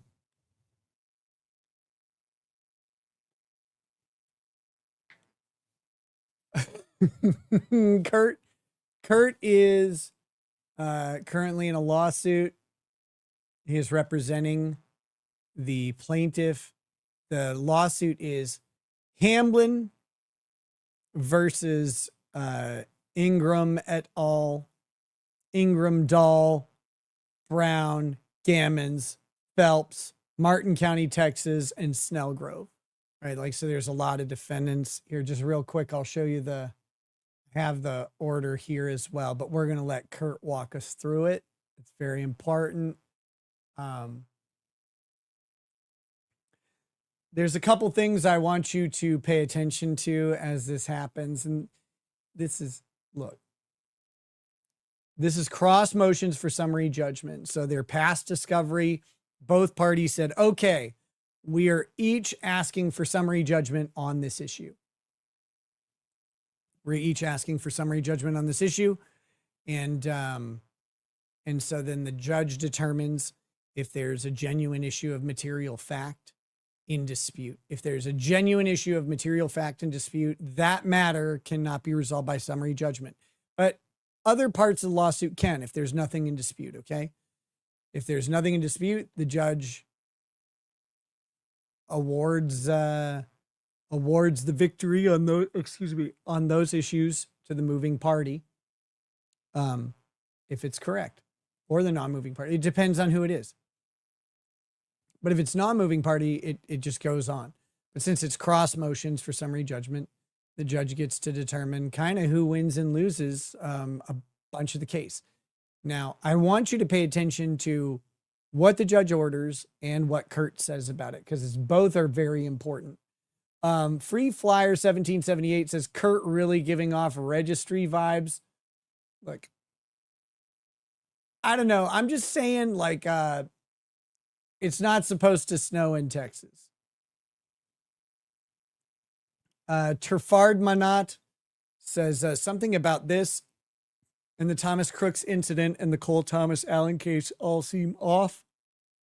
I was talking about Charlie Kirk. I don't know what those other things are. Check Glass is rolling to get on the Ann Hero Tyler Robinson firing squad. Oh my goodness.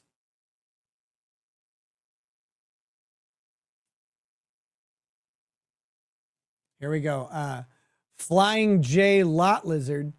Candace Owens has more viewers live than everyone calling her a liar combined gets in a month. Haha, don't be jealous. Why? Everyone wants those viewers, of course. But so, who cares?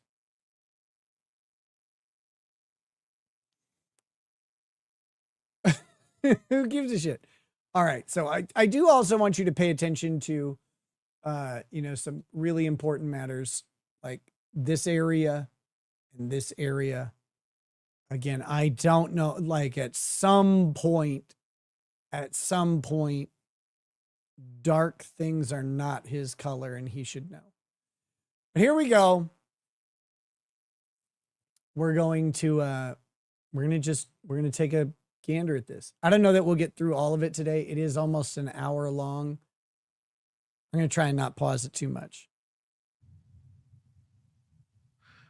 Hello, everyone, and welcome to Uncivil Law. As always, I hope you're... Hold on. We're going to go back. Hello, everyone. I love it. Hello, everyone, and welcome to Uncivil Law. As always, I hope you're having a great day. My name is Uncivil Law, a licensed attorney in Texas, Virginia, and before the U.S. Supreme Court. And I hope you're having a great day. For today's story, we are going to be covering a case that I am lead counsel for in the Western District of Texas in the case of Hamlin versus Martin County. The brief summary of the facts are that the police conducted a search warrant. While doing the search warrant, they seized many more things beyond the search warrant. And then they transported and stored those items in a way and are inconsistent with law. That's the sanity look right there. That's the sanity face. Now, of course, I'm not criticizing Kurt for this. Kurt is explaining this in the light most favorable to his client. Let me offer a counter narrative. Just real quick. Here's the other way to look at this case. Kurt is representing a guy who stole roughly $283,000 worth of products from a company and was keeping them in his garage. Police executed a search warrant on 2 specific items, and while they were looking for those items, uncovered $280,000 worth of items that were also missing and returned them to the rightful owner as part of the search. That appears to have been consented to, although Kurt disputes that, right? Obviously, this is in dispute. And he says that his client should be compensated, or in the alternative, have the property that his client stole returned to him because it was a violation of the Fourth Amendment. This is going to be a problem. The court cannot be a party to an illegal activity. Just straight out the gate, the court cannot be party to illegal activity. So you cannot force the court to steal. That's a big problem that we have with this case, that should happen. And the judge gives, I'm spoiling things. The judge gives some hints in his order. I don't know if Kurt gets to him, but we'll see. This is the last, can you imagine? This is the last thing. If you were a potato or an onion or like a zucchini, this would be the last thing you saw before going to the choppy chop machine to get diced up. It would be this face. Oh my gosh. And violated my client's rights. Right to steal. We recently won on the summary judgment by getting 4 officers past qualified immunity, which okay. All right.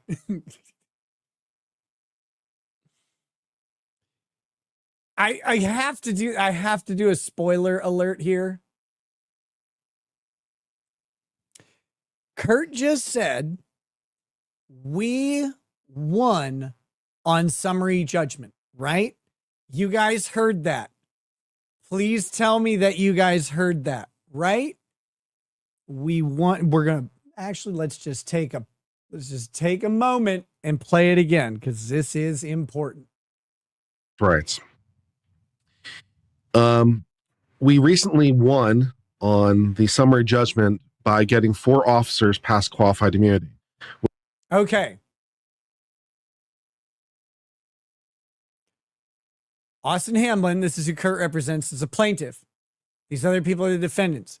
Kurt's side is the plaintiff's side, all right? So I have a spoiler here.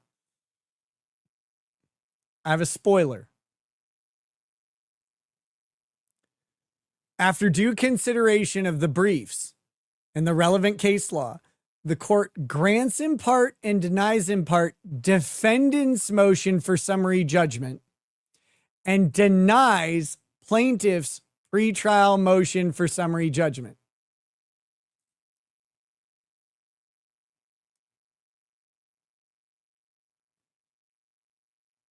I want to point out, he said, we just won on summary judgment, and the court denied their motion for summary judgment.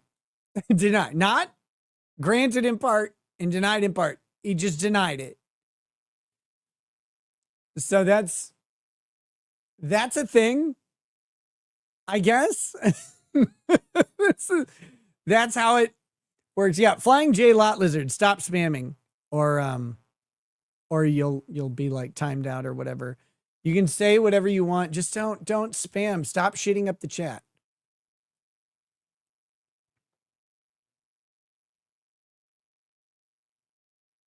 Let's see. Katie K says, switching gears from Coke Torts online class from last stream, new notebook. Oh no. All the Coke is on Kurt's shoulders, I think. But here we go. Which is difficult and challenging. But we did, and so that's good. And we also have the county itself still in for a conspiracy and still have the county in just generally.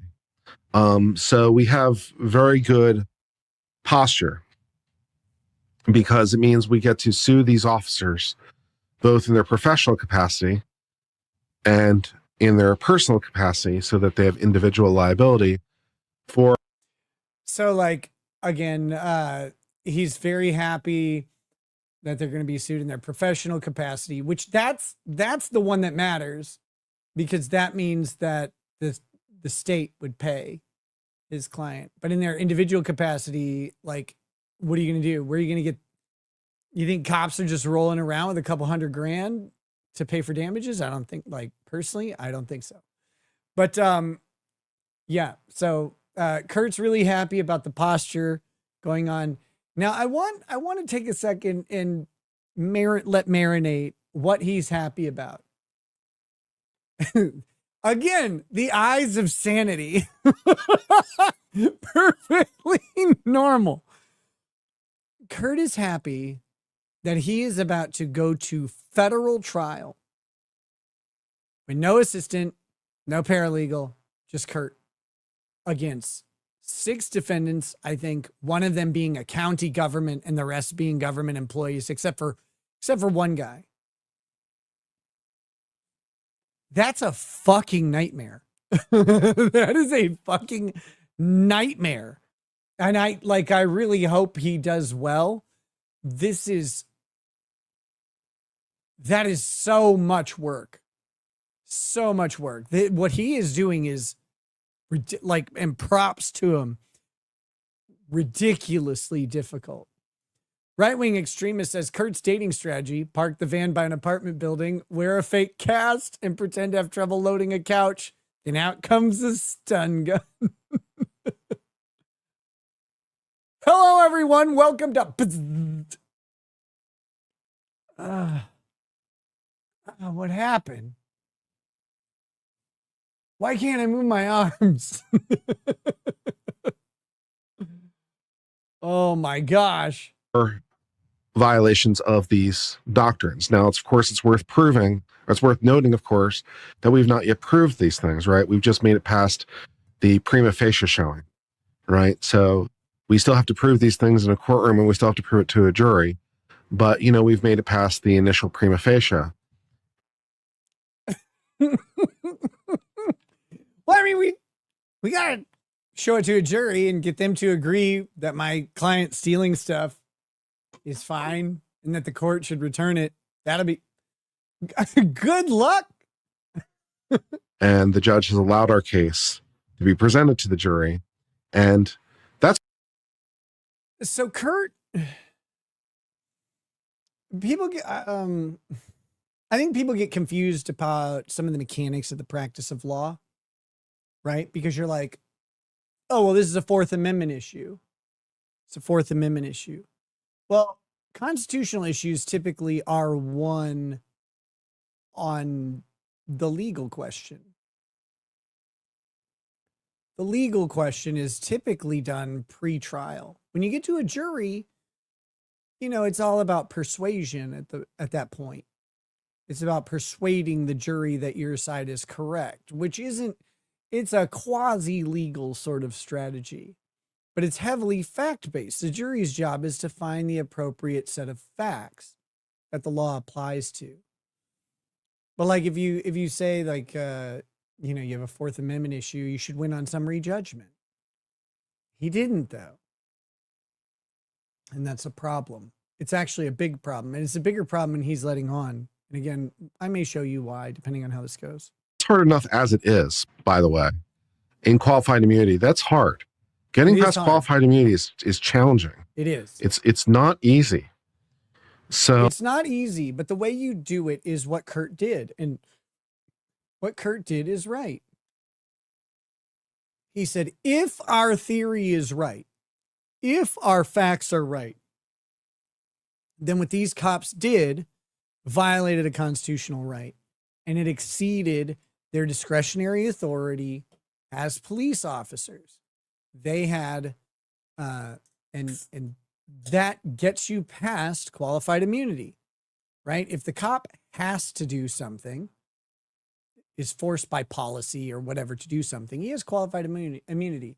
If a cop has discretionary authority over something and chooses the wrong thing, they lose qualified immunity.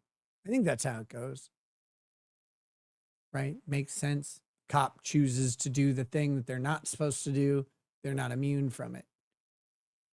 One way to look at it is excessive force, right? You don't have qualified immunity for, or cops have qualified immunity for the use of force. But when that force becomes excessive and violates the rights of the person because the cop chose to go too far, then they lose qualified immunity. So what you do in this case to get past qualified immunity is set up a right that has been violated. And then there's a whole bunch of weird sort of quirks to qualified immunity.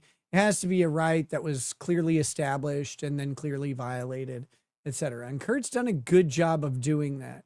But what he's rewarded with is getting past their immunity and then going to trial, in which he will have to still convince a jury that his client stealing money was fine, or stealing all his product was fine. in some ways, it's not the ball game, But in other ways, it kind of is a little bit the ball game, because getting past qualified immunity is so hard. It's worth, celebrating or noting. So noted and celebrated. I'm going to take note of it. Yes, do that. Today, what we're going to do is we're going to read the judge's order relating to summary judgment, and I'm going to explain it to you. Please do. And what it means going forward and all that good stuff. So let me go ahead and put that on the screen real fast, and we'll go ahead and get started with that. Guys, we have the Glarer in the chat. What's up, my Jigga? He says shalom. And very important, guys, the Glarer is, he has decided to go as Kurt for Halloween. He told me in advance I wasn't supposed to release it, but I've been drinking Mountain Dew. So, who knows what crazy stuff I'm going to say. What's up, buddy? How you doing? Right-wing extremist says, isn't Kurt doing the classic law student thing, thinking to win by finding some technicality or obscure theory that no real court would ever accept? I mean, yeah, that's kind of the idea here. That's kind of the idea of the whole case, right? Like, again, I can't imagine these guys walking into my office saying, here's what I want to sue the government for. Because my first question would be, didn't you steal that stuff though? Like, where'd you get it? Like, that's not important. Well, it is. It matters a little bit. Like, yeah, that's kind of the whole thing.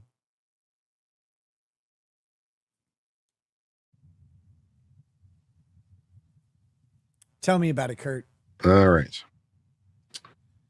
We are in the Western District of Texas in federal court.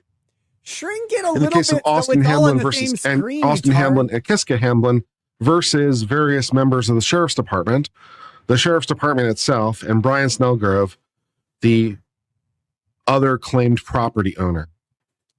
Mind you, multiple sheriff deputies and the Sheriff Department. He's suing the Sheriff Department. The claimed property owner. Again. He is the property owner. That's him. And here's what the judge said about the cross motions for summary judgment. Before the court are defendants Martin County, Brad Ingram, Anders Kelsey Brown, Roy Gammons, and Weston Phillips. Motion for summary judgment. And plaintiff, let's see if I can make this a little. Yeah, just adjust it, you dope. And plaintiffs Austin Hamlin and Kiska Hamlin's partial motion for summary judgment. So both sides move for summary judgment. This case is before the court pursuant to consent of the parties. What they mean by that is this is being tried by a magistrate judge, not by a district judge. So federal judges can be appointed by the president, as I'm sure you're well aware, but they can also be appointed for a time, for I think it's 10 years as a magistrate judge. And so you have the right to be tried by a district judge, but if you want, you can waive. So magistrate judges basically make recommendations to the district court judge, and the district court judge signs them almost without issue.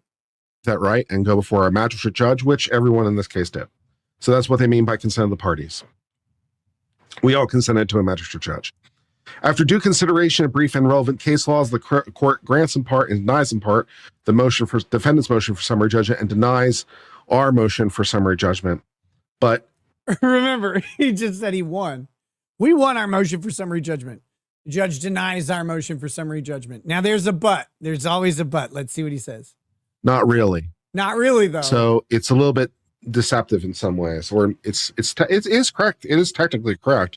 Just although the judge doesn't just say, yes, you win on your cause of action, you just. Well, the judge is technically correct. Like, it's technically correct that we didn't win, but we did win, though. It's amazing. It's amazing. I love that he took the glass off. What is happening? Get to win. Congratulations. The judge denies qualified immunity. So technically, he denied our motion because our motion was, how about we just win? And the judge is like, well, you don't win, but how about they lose qualified immunity? And I'm like, that works for us too. We're pretty happy with that. I mean, yes, you're happy that you passed qualified immunity, but like, it's not like he made a big deal out of passing qualified immunity because qualified immunity stops tons of civil complaints against cops. But you don't win because you pass qualified immunity. Like, that's not the win of the case. You still have to win the underlying case. He's like, it's like the same thing. It isn't. It isn't even fucking close. Devil Zavosky says, what do you think about Haley's criminal history? I don't give a shit. It's going pretty well for us. Let's read more. All right, background. On May the 6th of 2025, the plaintiffs, initially proceeding pro se, commenced this action in the 118th Judicial District in Martin County, Texas, in state court against defendants Martin County, Brad Ingram, Anders Dahl, Kelsey Brown, Roy Gammons, and Western Phillips. On May the 22nd of 2025, Martin County defendants were removed, which is the technical term for when you take it from state court to federal court. They call it removing it. You might call it transferring it. We don't use that word. We call it removing it because reasons. But that's what it is. Remove this action to court and subsequently filed an answer. On June the 18th, 2025, an attorney, that would be me. I don't know what people like, why people have this weird thought that like I'm restricted from hanging out with anyone. But I'm not. I'm not restricted from hanging out with anybody.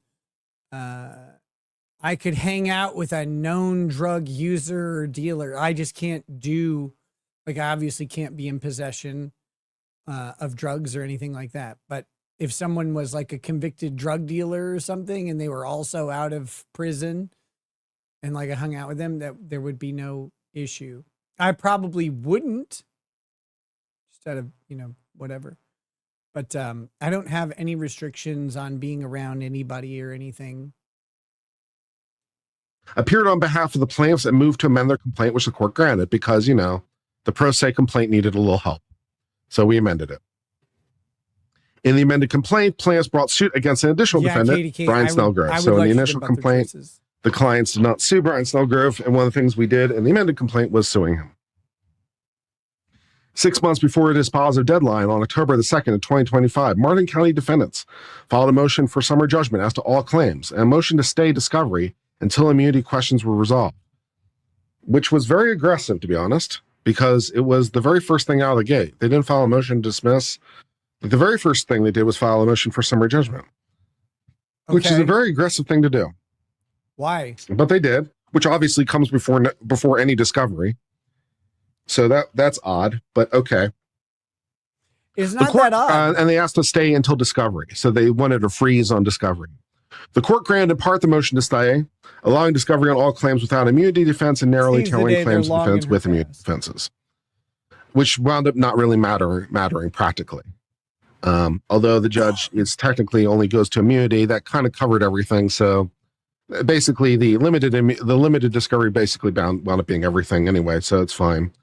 Additionally, the court allowed the parties to supplement their briefing on the motion for summary judgment after closing discovery. I love Kurt. He's like, well, I mean, we lost on the discovery thing and we only got limited discovery, but it ended up being everything anyway. So it was fine that we lost there. And we lost on the summary judgment, but I mean, we actually won though, because now we get to fight. Okay. Sounds great. Because, after the close of discovery, we would know more things. On May the 19th of 2026, plaintiff filed their third amended complaint, the live pleading before the court. So we filed a first amended complaint right out the gates before discovery, right? Because we filed the first amended complaint and then they filed a motion. The earliest would probably be October of next year. Account cracked. The discovery. So the first amended complaint is really the original complaint, but written by me. Then we had a second amended complaint, which came after initial discovery, and then a third amended complaint after discovery was completed. So we're on the third amended complaint right now, and that's what's operative.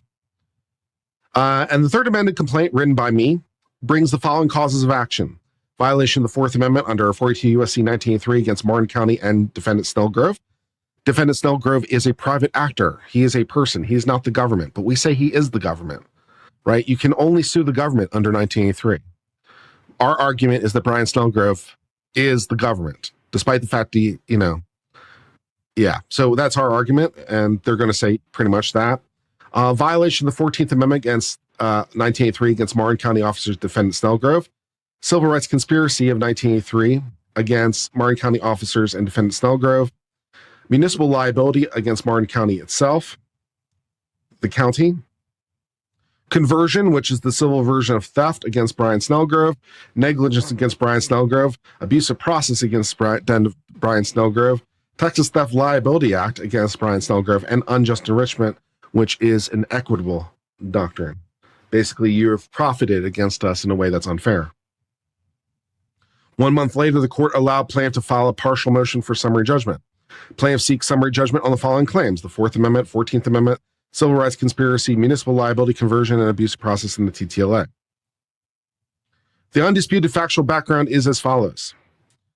Now, which is interesting because these are all findings of fact now by the judge. So, because we've had trouble agreeing to any facts, but the judge says basically these are the facts. So, okay, what is the undisputed facts? Defendant Snellgrove owned a Snap-on Tools franchise. I love that because so this is the crux of summary judgment. Do you agree or disagree on the facts? Sometimes people think they disagree on the facts and the judge is just like, no, these are the facts. This is it. And so Kurt's like, we've had trouble agreeing. Well, no, as you'll find, the judge just kind of decided that they agreed on a lot of facts. And that's why a lot of the causes of action were dismissed at summary judgment. Weird. Franchise. Plaintiff Austin began working for defendant Snellgrove in 2019. In 2013 or 2023, defendant Snellgrove became suspicious the Snap-on inventory was going missing from his warehouse. On May the 11th of 2023, defendant Snellgrove made a theft report to defendant Phillips, a Martin County sheriff, alleging plaintiff Austin was involved in the theft of the products or diversion of the sale proceeds. On May the 15th of 2023, defendant Dahl, a Mountain County sheriff investigator, interviewed Snellgrove, who told him the loss was approximately $200,000. Again, it's Snap-on. Snap-on is expensive. So, yes, it's a lot of stuff. It's a lot of stuff. Yeah. It's a lot of things that were taken.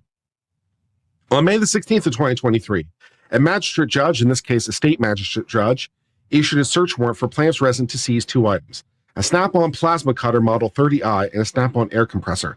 And critically, only those 2 items, exactly those 2 items and nothing more.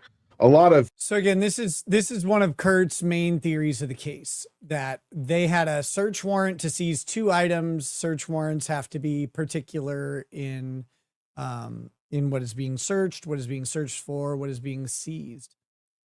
The problem with this is that if during the course of a lawful search, police discover other things than what is on the search and seizure warrant, under certain circumstances, they can go ahead and seize those things anyway, because they're obviously unlawful. This could be a big problem.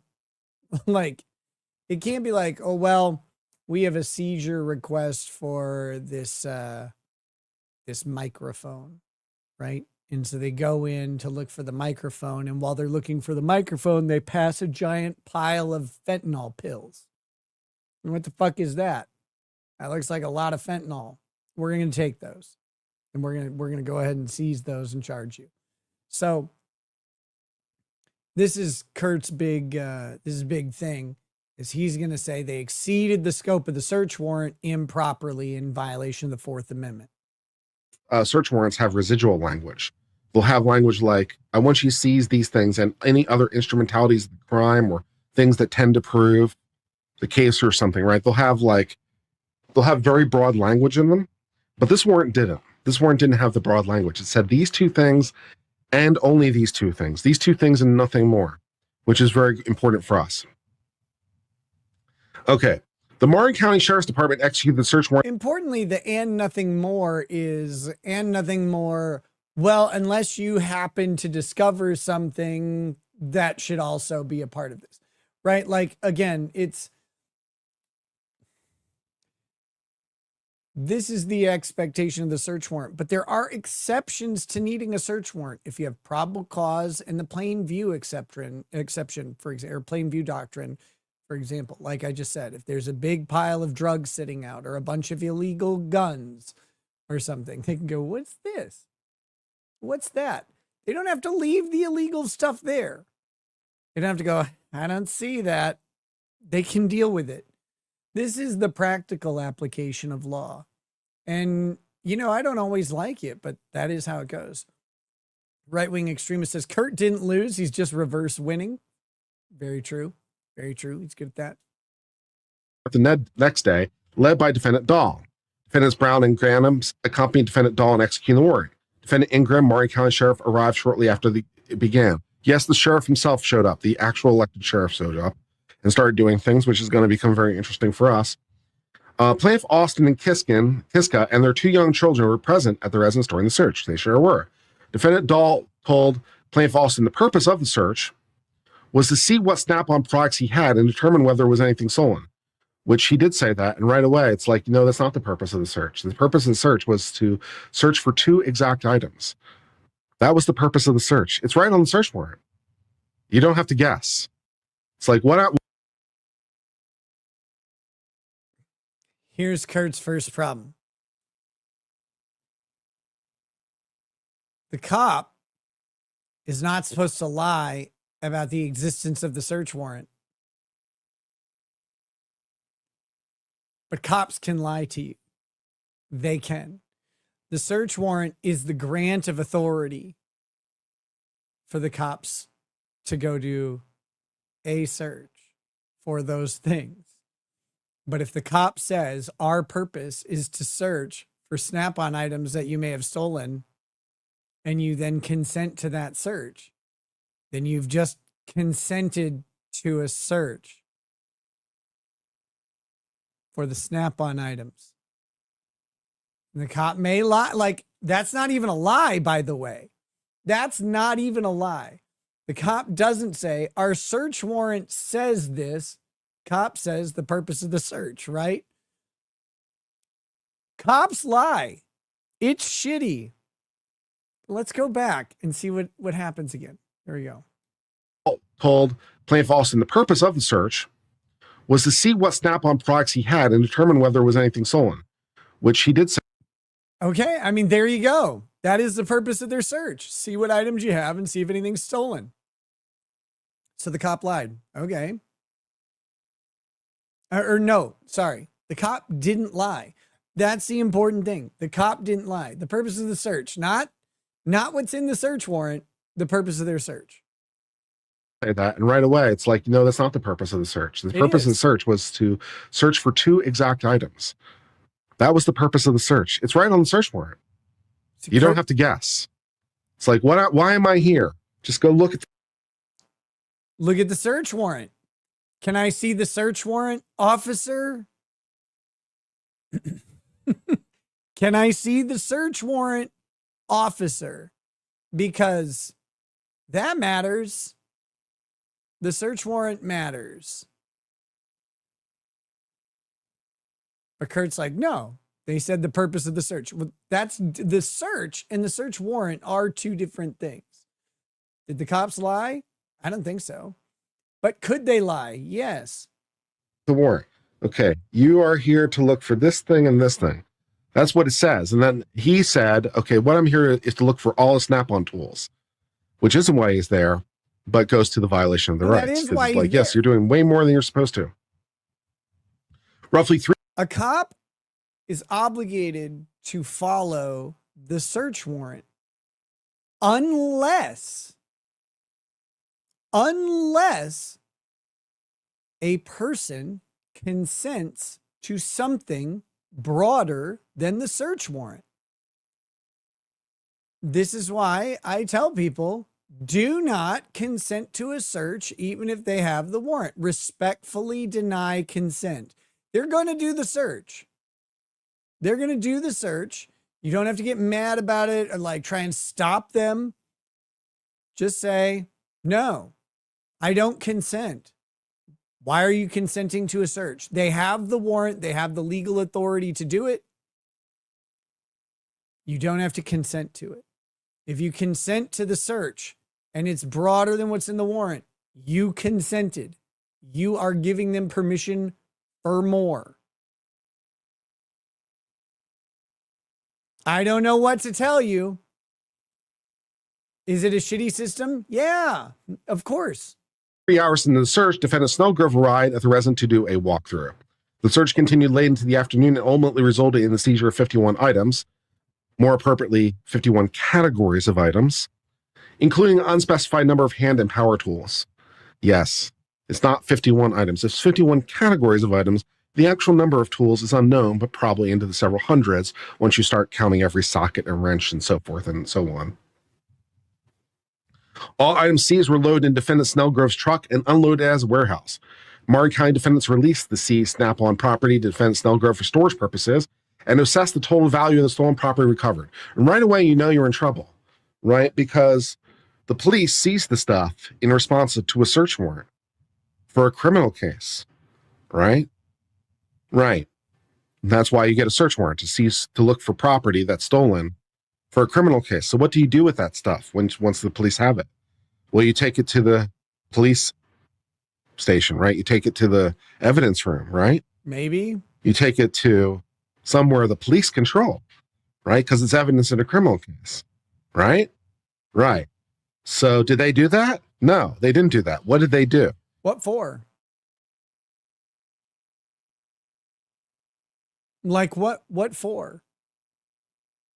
Do they need to inspect it?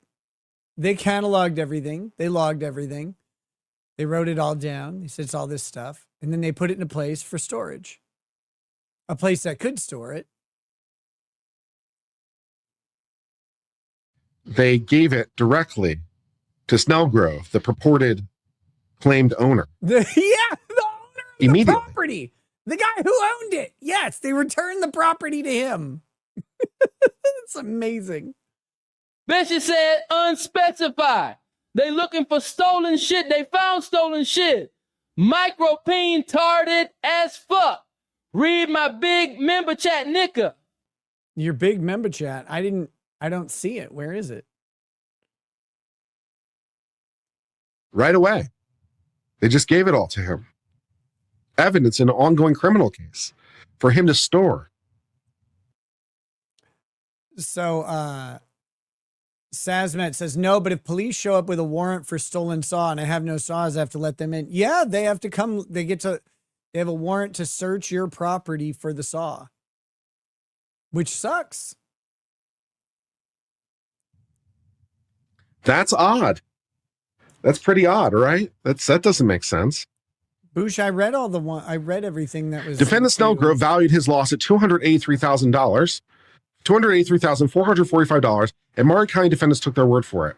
Now, I like this fact very much because it makes my proof very easy, right? Because one of the things I have to prove as the plaintiff is like, how much is it worth, right? How much is it worth?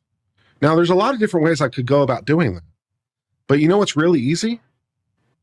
Me turning around and just saying they said it's worth $283,445, so that's how much it's worth.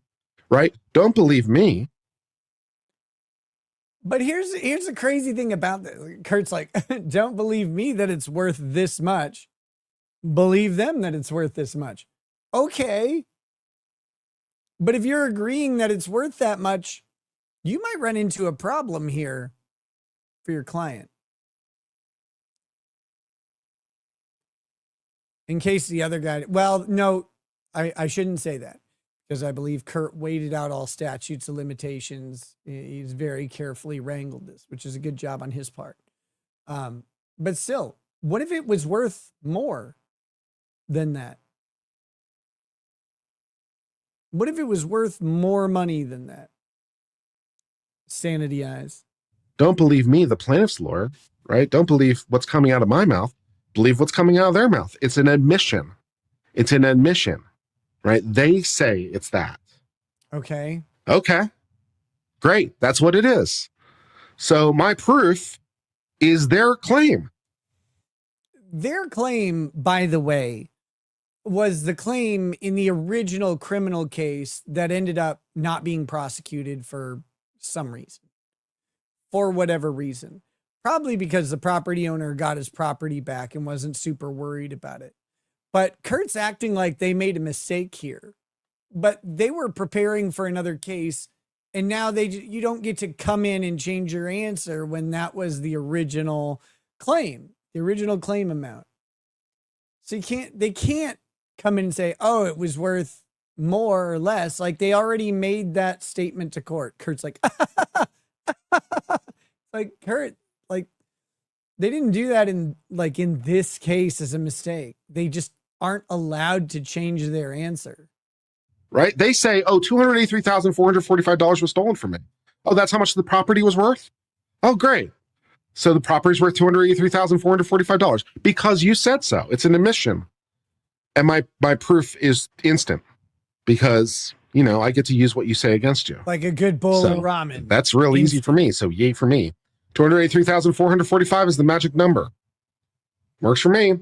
Say it again. Tell us how you like numbers. Shortly after Plaintiff Austin was identified for the theft of more than $150,000 but less than $300,000, in November of 2024, the indictment was dismissed for lack of evidence. The county will consider Martin County's motion for summary judgment. So it's amazing that he says the indictment was dismissed for lack of evidence, because it doesn't say that in the ruling. It just says that it was dismissed. Kurt wants to put that in there. And maybe it was dismissed for lack of evidence. I believe the indictment was voluntarily dismissed by the prosecutor, if I remember right. And I can't remember exactly what the lack of evidence was, but I believe it was a witness moved out of state and was not available to be brought in or something. It was something weird like that. But again, the property owner got their property back, didn't really care if this guy was prosecuted, just wanted his $300,000 worth of product back. And plaintiff's partial motion for summary judgment together, which is fine. You should probably do that. Accordingly, the matter is ripe for disposition. Okay.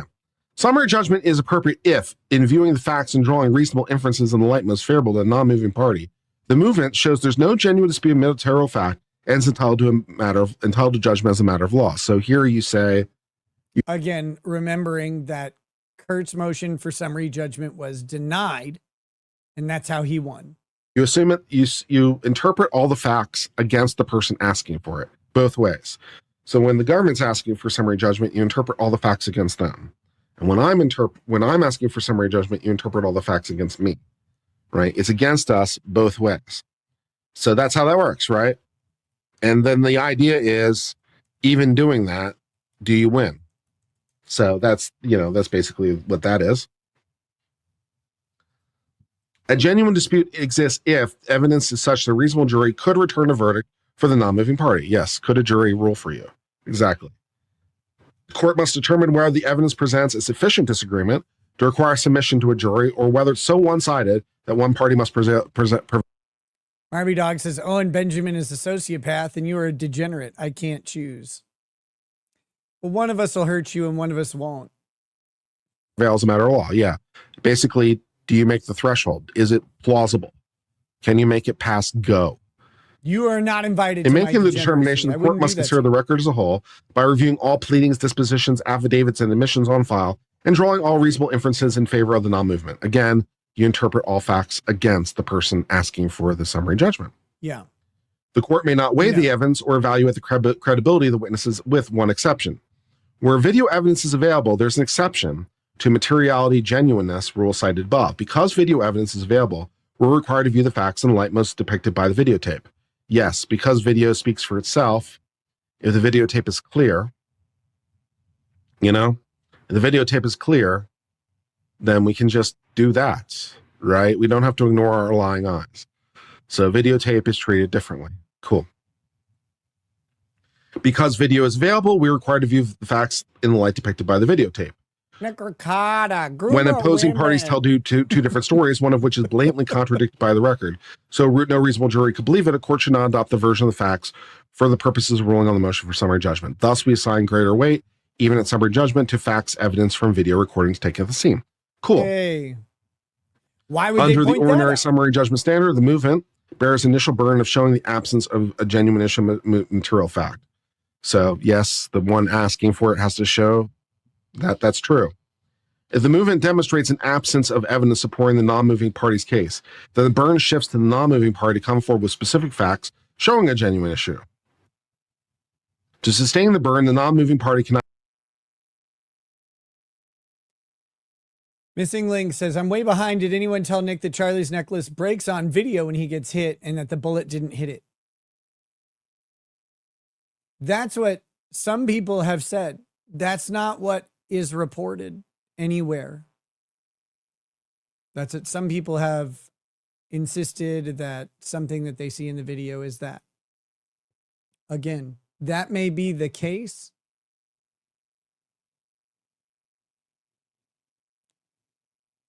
But the reporting on it from people who are likely to be called as witnesses, if they're asked about it, they're going to say that it was removed by medical staff. That's what they've said publicly. I would assume that their testimony would be consistent with their public statements. If anybody's gonna ask Erica Kirk about it, and if you think that the defense, just for a second, let me do this. If you think that the defense attorneys are going to go hard in the paint on the grieving widow of Charlie Kirk, and I know she's not grieving and she's celebrating and she's living the rock star life. I got it. If you think Catherine Nestor is going to stand in front of a jury and try and rip apart Erica Kirk on the witness stand, you have you are going to be disappointed. There is no way that they're going to do that. I'm just telling you now, like, the defense is not going to sit there and be like, okay, you bitch, let's talk. That's not going to happen at all. If they ask, like, again, if you watch murder trials that are not the trial of the spouse, which this is not, the defense very quickly lets grieving parents and grieving spouses and grieving children, they get to say what they're going to say on direct if they have some relevant fact, and the defense oftentimes will just go, you know what, no questions, very sorry for your loss. That's it. If you think they're going to sit up there and go back and forth and tell Erica Kirk that she's a giant piece of shit who's grifting off her husband's death, they're not going to do that. That's not going to happen. I promise. Right-wing extremist says Tyler's lawyers will play the video of Kirk being shot on a loop. Back into the left, back into the left, back into the left. Yeah. Not rest on mere allegations. After the non-movement has been given opportunity to raise a genuine factual issue, if no reasonable jury could find for the non-movement, summary judgment will be granted. You have to show that there's facts in dispute that matter. But the standard changes with qualified immunity. When a public official makes a good faith assertion of qualified immunity, that alters the usual summary judgment burden of proof, shifting the initial burden to plaintiff to show the defense is not available. In other words, to shift the burden to plaintiff, the public official need not show an absence of genuine disputed material fact and entitlement to judgment as a matter of law. When the burden shifts to plaintiff, they must show there's a genuine disputed material fact a jury could return in a verdict enabling the plaintiff to relief for constitutional injury, and the injury, and this is the tricky part, is a violation of clearly established law, and that's the hard part, finding clearly established law. Only disputes over facts that might affect the outcome of the suit will preclude entry of summary judgment. Yes, the fact has to matter. Rule 56 does not impose on the district court a duty to sift through the record in search of evidence. When evidence exists in the record, but the non-movement fails to even refer to it, that evidence is not properly before the court. You can't just dump the evidence on the court. You have to bring it to their attention in the argument to show, hey, here's what I think, and here's where you can find it. Okay, why are you telling us this? Martin This County already defendants happened. summarized this best. This record presents competing accounts concerning what Austin Hammond and Kiska Hammond said and did during the search, whether any consent was given, limited, or withdrawn, what property was visible to officers, what Snellgrove identified as stolen, what reasonable officers understood at the scene, whether plaintiff owned the property seized or more appropriately otherwise had lawful possession to it, whether plaintiffs invoked available post-deprivation remedies, whether any defendant personally participated in constitutional deprivation, and whether any Martin County policy was the moving force behind the violation. With the record before the court, there are more facts disputed than undisputed. That much is true. Plaintiff brings various constitutional claims. Wait a minute.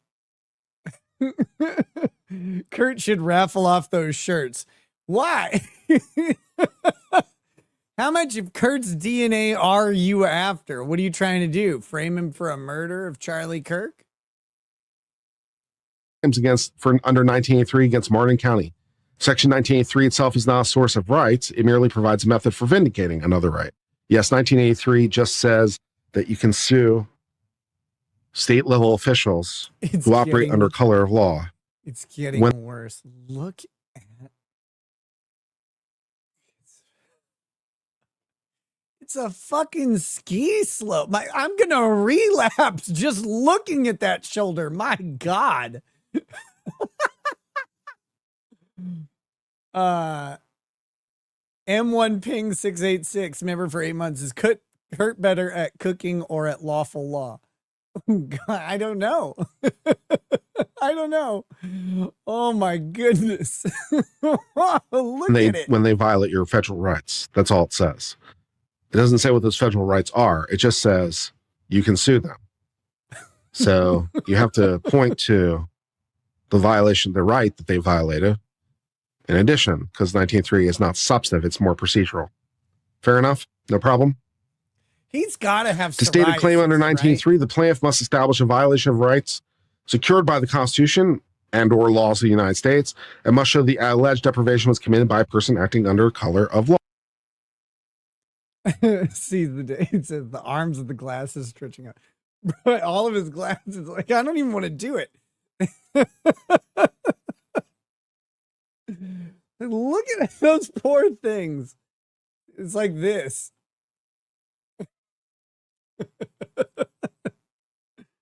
When he talked about buying that hat and I looked it up, it's like, my God, this man's head is like 28 inches around. Woo.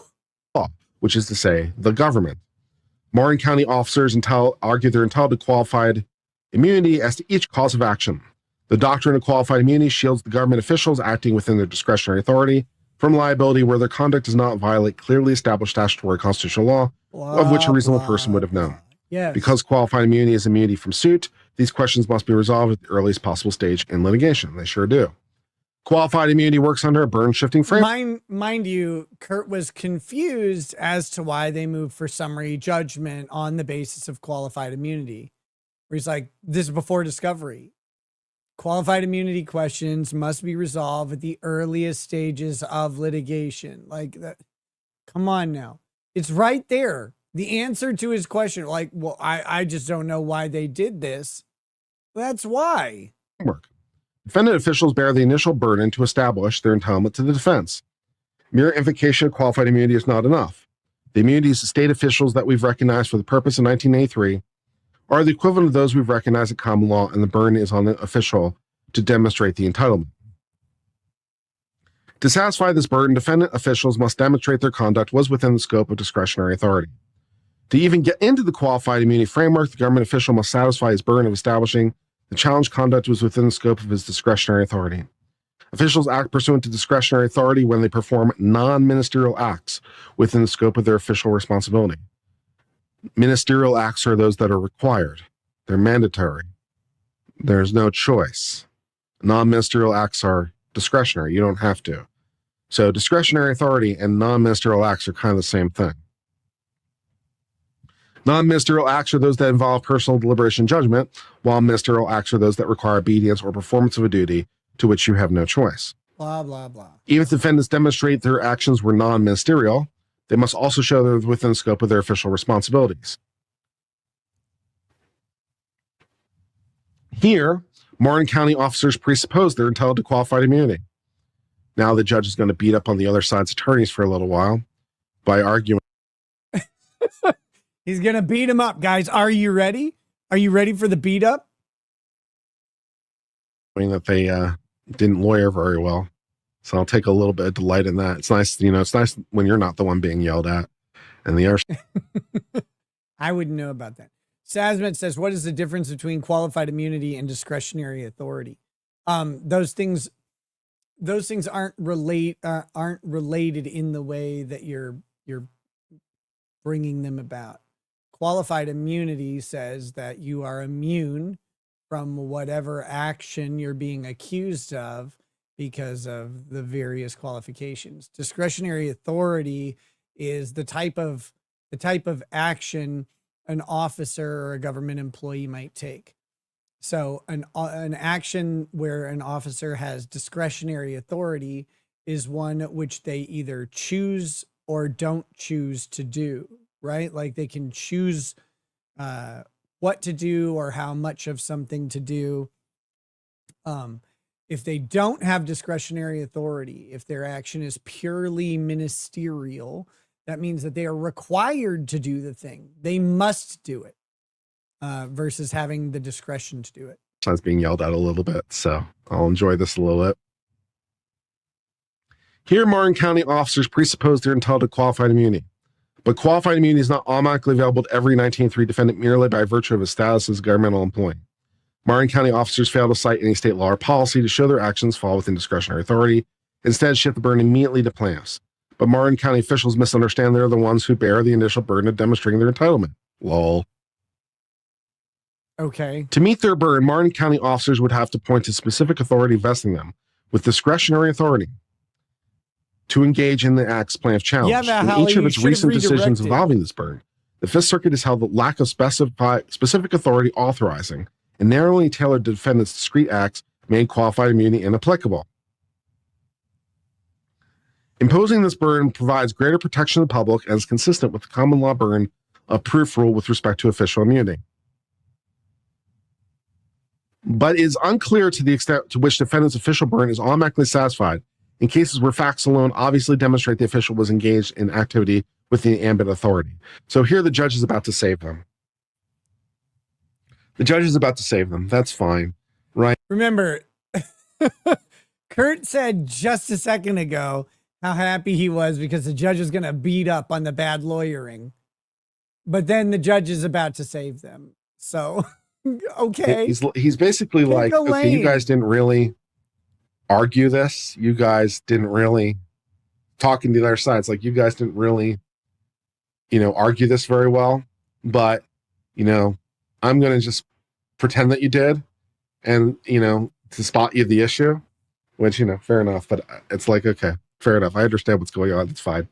Do you? I don't know that you do. It's generally left to the discretion of executing officers to determine the details of how best to proceed with the performance of the search warrant. But here, given that courts often hold police acting under discretionary authority in similar circumstances, and the Fifth Circuit recognizes this burden often gets overlooked, the court will treat Martin County defendants' burden of demonstrating entitlement to qualified immunity as satisfied. So the court's basically saying, I could just rule against you summarily. I could just rule against you instantly, but I'm not gonna. The case law isn't super clear. And if I just did that, then you would appeal and who knows what would happen. So I'm not going to do that, even though I probably could, but I'm not going to do it because it'd just be. I totally could, but I won't. I could, but I totally won't. Okay. Yeah. So the judge is going to assume for the purpose of argument that they satisfied their burden. And then he's going to address your argument and say that your argument overcame them, even though they could have in theory satisfied their burden. Who cares? None of this matters. Kurt's like, yeah, Yeah, this is going to happen. All right. See, again, you got past qualified immunity because the cops don't have. Again, Kurt is treating this like a win. He's like, we got past qualified immunity, which simply means that the police are not immune if they acted improperly. But that's only if they acted improperly. Does that matter? If they're not immune, but they acted properly, who fucking cares that they weren't immune? They didn't need it. An easy appeal. So I'll spot it to you for the moment. The court's going to take it away later, so it doesn't bother me very much. Do I care how I win? Not really. So the court's like, well, I probably should rule against you right now, like, but I'm not going to. Win? I'll rule against you later for other reasons. I'm like, well, as long as you rule. Again, Kurt keeps saying he won at summary judgment, but he didn't win at summary judgment. The other party didn't fully win at summary judgment. They only partially won at summary judgment. And Kurt's calling that a win, but they partially won summary judgment. Against them, I don't really care. It's all the same to me. Now, this also bothers me slightly. Why? Because Martin County officers' conduct was within the scope of their discretionary authority. Plaintiff must show the defense is not available. Yeah, I'm slightly bothered by that because we did make arguments that there were ministerial duties they violated in our pleadings. So the court says, well, the actions are discretionary. And I'm like, well, we did spend a bit of verbiage in our briefing talking about how they had ministerial duties we think they violated. And the court doesn't address those arguments at all. The court just ignores all that, which is slightly annoying. It's like, I wrote those things. So I wrote them for a reason. The court doesn't right? fucking The court care. could say, we disagree with you. The ministerial duties aren't really a thing. They could disagree with me and move on. But I'm a little bit bothered because the court just says, well, they're within the scope of discretionary authority, even though we argued at least partially they weren't. Now, again, his argument on that was bad. I don't really. His argument, by the way, was that the cops, because there was a search warrant, that the execution of, if I remember right, the execution of the search warrant was ministerial. It was non-discretionary. But that's not true. Cops don't have to exercise a search warrant. They don't have to conduct a search. The warrant gives them permission to do so. And if they miss doing so, they miss their opportunity. But they can miss doing it. They can lose their opportunity. And it doesn't matter. They might get a performance review or get knocked on it, but they're not required to conduct a search just because they acquire a search warrant. So if I remember right, that's basically the thrust of his argument where he's like, no, these are ministerial. And the judge is like, that's discretionary. Because imagine, if you will, that a search warrant is granted, for example, and let's say they have 10 days to conduct the search. And 4 days later, they haven't conducted the search yet, but they get new information that says maybe we shouldn't search. Maybe we got the wrong house or the wrong guy. So they decide not to search after that information comes in 4 days later. And even though they would have 6 more days to conduct the search. Now, Kurt's argument is that the execution of that search warrant is ministerial and that the police have no discretion, no choice but to search. They're required to do so. That's dumb. That's dumb. That's not real. That's not how policing works. Care very much in the grand scheme of things, because if it was not within their discretionary authority, if it was required, they would just lose qualified immunity. And they're going to lose qualified immunity anyway, right? So if they had violated ministerial duties, then they would lose qualified immunity. So the court doesn't address that. The court's going to say they lose qualified immunity for their non-ministerial duties. It's like, well, again, I don't really care very much in the grand scheme, because either way they lose their qualified immunity. Do I really care if it's for ministerial or non-ministerial duties? Do I really care? No, not really. The legal purist of me cares, because I had a legal argument that you're kind of ignoring. We call that the autist in you, Kurt. This is the thing. The legal purist in Kurt is what makes me think that he should not be a sole attorney on these cases. The legal purist in him wants to go after legal purity, but the practice of law gets impure really quickly. What do we got here? Hi, Ian and Liz. Stop feeding the squirrels. The Chargers. I don't know what that means. So there's a legal purism aspect to it that I am a little bummed out about, but it has no practical effect, because do I care if I win for this reason or that reason? No, I do not. Ministerial is just a slightly term bummed, but it doesn't really matter. But I take note. Relating to what has to be done versus what is discretionary. To overcome the defense of qualified immunity, the plaintiff must demonstrate the official violated a statutory constitutional right, and the right was clearly established at the time of conduct, which again is the tricky part.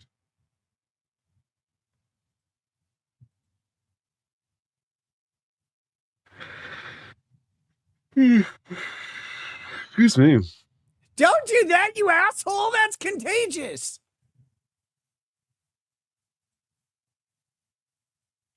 I didn't pause it. This is him. This is all him. After that, Well, folks, yesterday Anthony Fauci testified in front of what?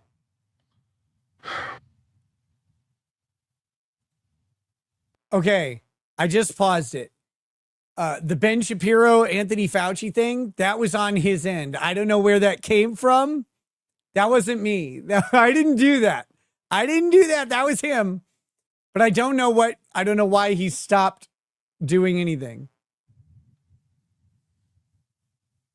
Just trying to get my chat back up. All right, great. Let's go. Rub it vigorously. Okay. To determine whether the right was clearly established, courts looked at cases before the violation.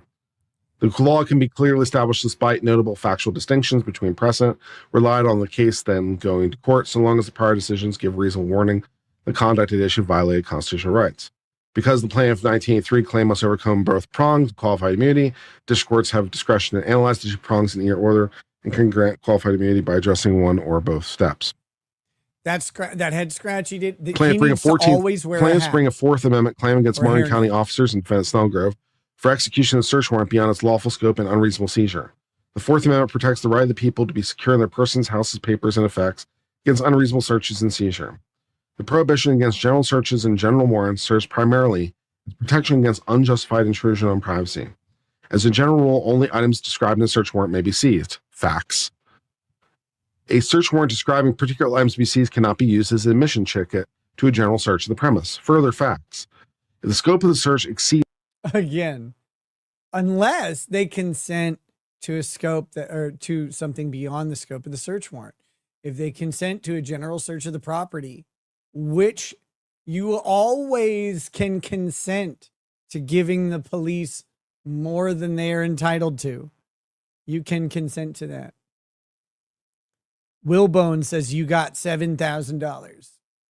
Well, I mean, I have gotten $7,000 at different points in my life for various things, but not for what you're talking about. No. Assuming you mean, did the Jews give me $7,000? No, I wasn't in on that deal. That permitted by terms of valid warrant or the character of the relevant exception from the warrant requirement, the subsequent seizure is unconstitutional. A general exploratory search through personal belongings is the precise evil sought to be eliminated by the Fourth Amendment's requirement that things to be seized and places to be searched be described with particularity. As an initial matter, because there's no dispute as to the validity of the warrant, court will assume the same. Correct. We do not dispute the underlying warrant. Additionally, Martin County Defense assert defendant Phelps was not present and did not participate in the search and seizure, a fact that we don't dispute. Thus, the court finds defendant Phelps is not liable for violating the Fourth Amendment. Fair enough. Finally, it's undisputed that the search warrant did not describe the vast majority of items seized. Yep, like basically all of them.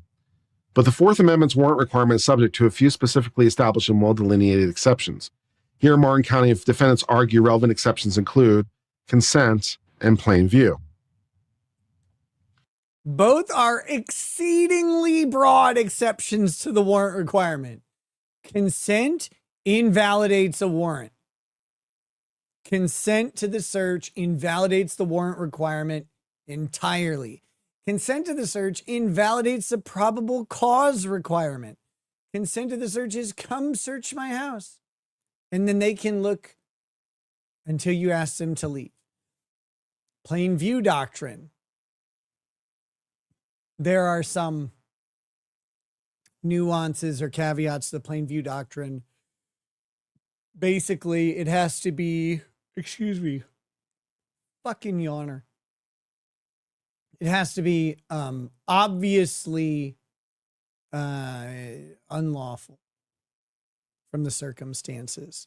So like they can't conduct, how do I word this? You can't like do investigation to find out if it's unlawful. But there's all sorts of ways you can find out that something is unlawfully possessed. The court will note at the outset that it's unclear how execution of a 2-item search warrant evolved into an 8-hour search and seizure of 51 items, again, 51 categories of items, including an unspecified number of hand tools. The actual number of items is in the hundreds. From the very beginning, Martin County officers seem intent on conducting a general search of plaintiff's residence with no regard to items listed in the search warrant.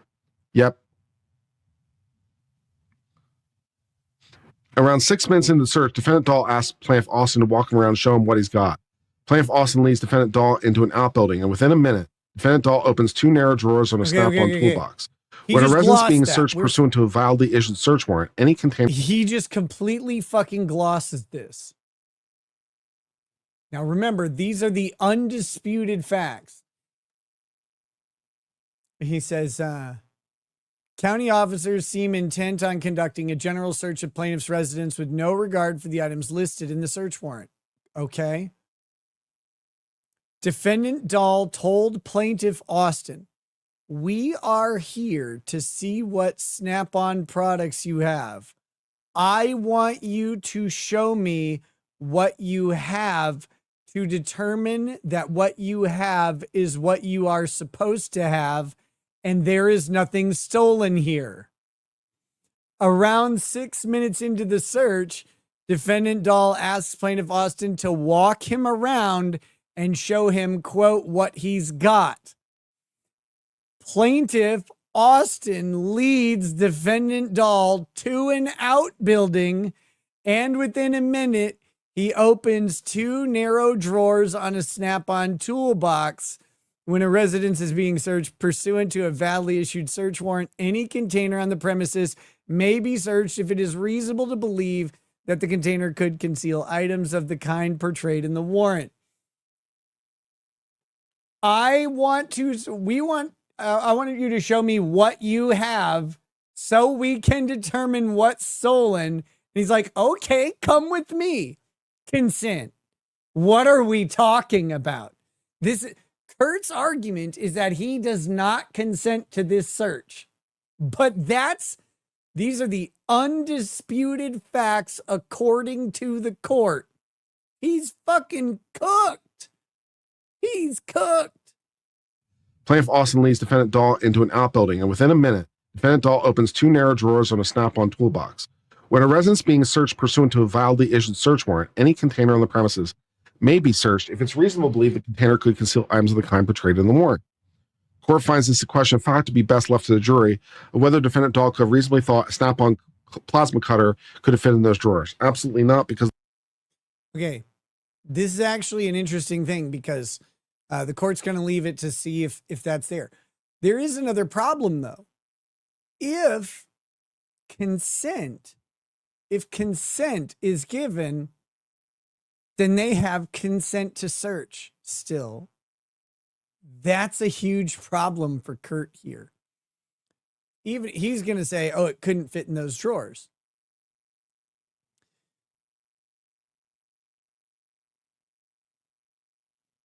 But remember, that's for the search warrant itself.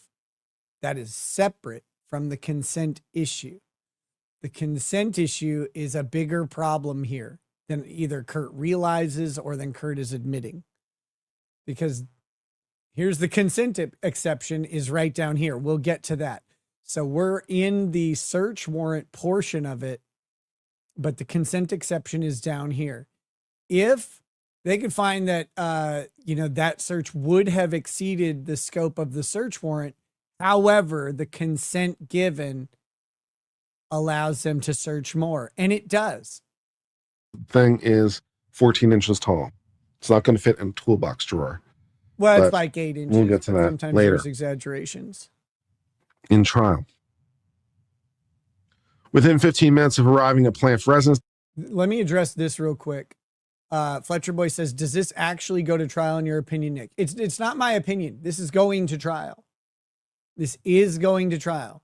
They've gone past summary judgment. The next step is scheduling trial and having trial.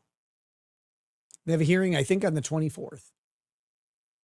Trial is coming. It's going to trial.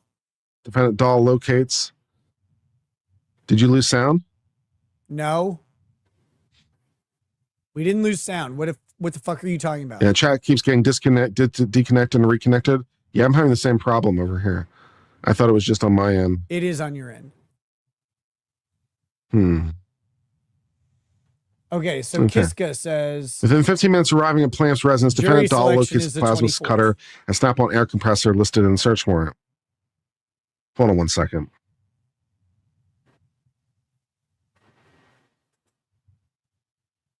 Let's try that. Wait a minute. Whoa, whoa, whoa, whoa, whoa, Within whoa, 15 whoa, whoa, whoa, whoa, whoa. Kiska H. Is that you? That's, I mean, we have a celebrity in the chat. What's up, Kiska? How's it going? Look, I hope Kurt does well for you. I don't have much faith in that happening, but what do I know? It took you long enough. I didn't expect you to be here and chatting. Maybe like incognito watching. That's very interesting. Well, welcome. Enjoy me picking on your attorney. Minutes of arriving at the residence, defendant Dahl locates the snap-on plasma cutter and snap-on air compressor listed in the search warrant. At 11 minutes and 30 seconds, finding the air compressor. At 13 minutes and 34 seconds, finding 2 plasma cutters, which at that point, your reason for searching is over. You have done the search warrant thing. I miss your objectiveness. Oh, I'm being objective on this case. Believe me. I don't want to sit and argue with you. I find Kurt amusing. I don't want Kurt to look, I think your husband stole a bunch of stuff. And I think that it was returned to the rightful owner. And I think that's a real big hurdle for your case. I think that's a big hurdle for your case. I'm glad your husband's not in jail. Because I don't want people to go to jail. I don't really care about that. It seemed like everybody got whatever they wanted. I think suing these officers might not be the right move. Might not be the right move. I can't believe that Kurt took the case, but he did. I hope he does well for you, but I don't have a ton of faith in him to do that. But bon chance. You found what you're looking for, so the search warrant kind of ceases to exist because it gave you authority to find these 2 things and these 2 things only. So the search warrant basically effectively ceases to exist at this point. And anything beyond that, you're going to need something else. Well, consent.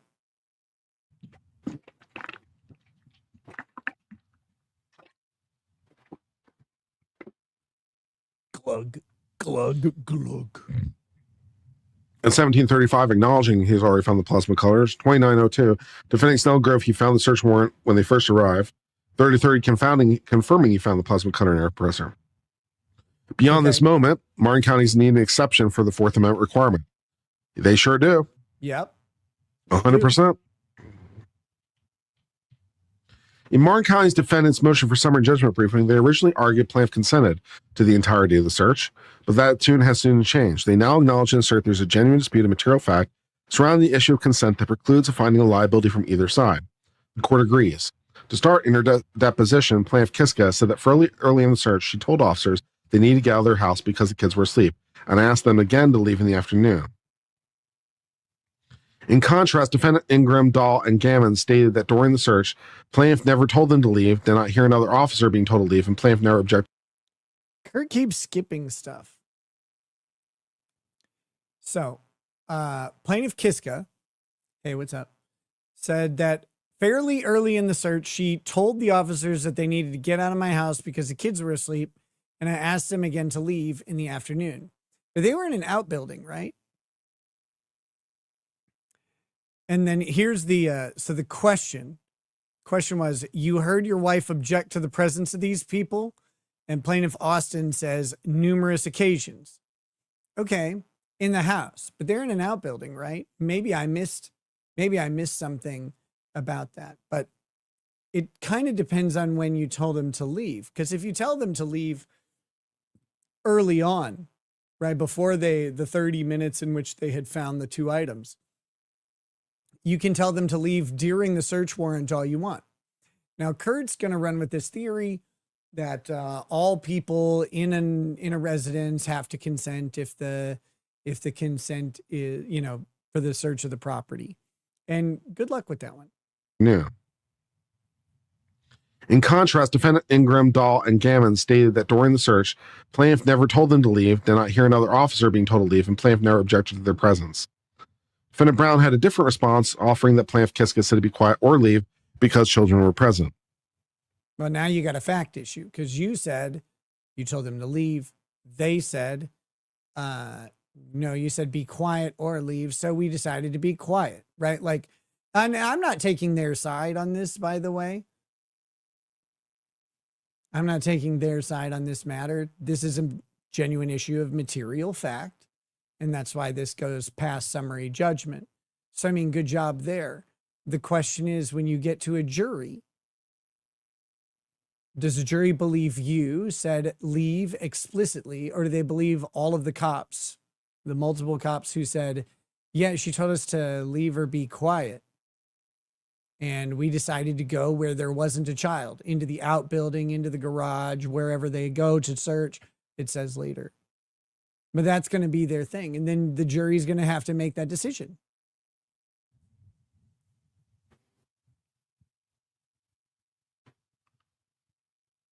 The Supreme Court has explicitly held a warrantless search of shared dwelling for evidence over express refusal of consent by a physically present resident cannot be justified as reasonable in him on the basis of consent. So when you're searching a house, you need everyone who's there's permission, every resident who's there's permission. So if one resident says, yes, you can search, and another resident says, no, you can't, no wins. So that. Maybe. That's the law. Right. So even if Austin had said yes, which we dispute, even if he did, then if Kiska says no, then no wins. So that's it. Similarly, it's clearly established that consent which waives Fourth Amendment right may be limited, qualified, or withdrawn, and thus a physically present co-occupant may revoke or withdraw the consent given by another. As applied here, is clearly established. Here's the issue. So the issue is not whether all people need to consent. The issue is that any person can revoke consent that was given, but that revocation, and you almost always find this with anything that interferes with the state's ability to intrude upon your rights, that anything that revokes consent or revokes permission or interferes with that permission, there's a set of rules around it. It has to be expressed. It has to be clear and unambiguous. Which Plaintiff Kiska could have objected to the search that occurred beyond the scope of the warrant, even if Plaintiff Austin had unequivocally consented. But the problem lies whether she gave express refusal of consent.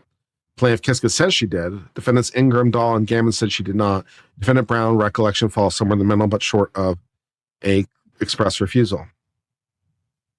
An additional consent issue exists as Martin County defendants argue the timing of potential objections is also unknown or disputed. And the extent Martin County defendants base their seizure on certain items of consent by plaintiff Austin, as opposed to maybe plain view. The timing of the other problem with revoking consent, it has to do with, it starts to get into the nuances. It's never this simple, right? Like, and you can understand why it's not this simple, because if it was as simple as it's made out to be by like Kurt and by law school questions and stuff like that, then the cops would never arrest anybody. It's like the people in the Tyler Robinson case who are like, they don't have a murder weapon. I mean, they do, but let's pretend that they didn't have a murder weapon.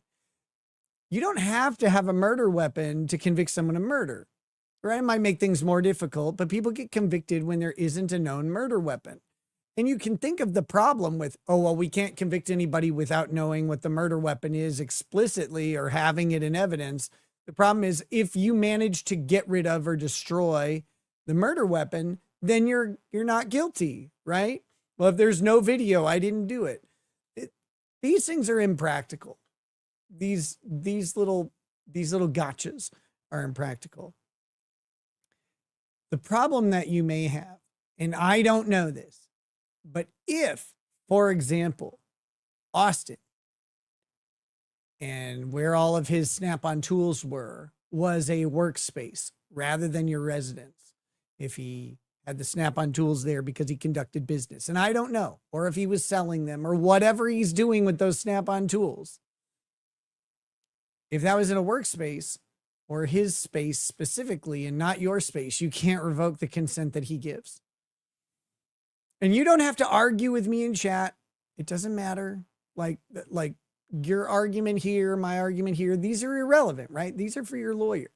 And these are things that if you listen, you can ask your lawyer about if you choose to, or you don't have to. I don't care. It doesn't matter to me. And if he listens, maybe he'll go, oh crap, I didn't think about that, or I need to address that. Maybe he'll refine his argument or refine a pleading or, a filing or something. I don't know. I don't care. It doesn't matter to me if Kurt wins or loses. I have no investment in it. But if you think that like, they're in your living room, as you said, and you said, get out of my living room. Well, then they go search the outbuilding or the garage, and the garage is where the tools are, and Austin conducts business out there. That's not quite your residence necessarily. And the consent revocation may not apply to that, but it also might. I don't know. I don't know your situation. And again, I wouldn't be saying anything in my chat that would compromise anything in your case. Like I would avoid that personally. I'm not here to do that to you. The objections material. Further to that point, there's a dispute of whether plaintiff Austin consented to the search of every item that was taken.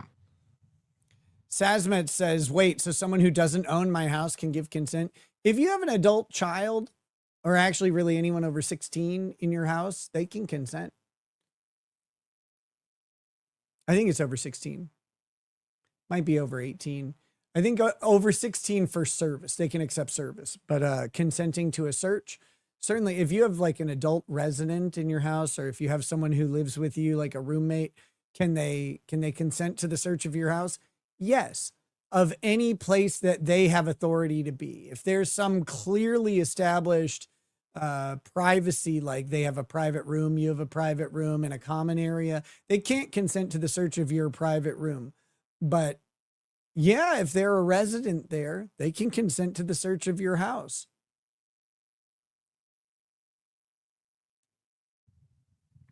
And if plaintiff addressed and can be seen in the video, Martin County officers at Defendant Snellgrove opened toolbox drawers after the search warrant items are found. So consent is the only relevant exception because it can't possibly be in plain view because it's in a toolbox.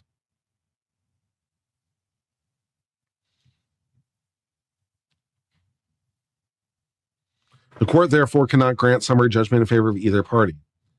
Further, as it relates to qualified immunity, there's a genuine dispute of material fact, assuming plaintiffs did object, as to which defendants heard the objections and what remaining officers understood about the nature of consent. Officers are permitted to rely on information given to them by other officers. Thus, in a situation that could conceivably exist where plaintiff objected to the search or seizure of an item in front of one or several officers, but the remaining officers did not become aware of it and thought they were still operating under consent.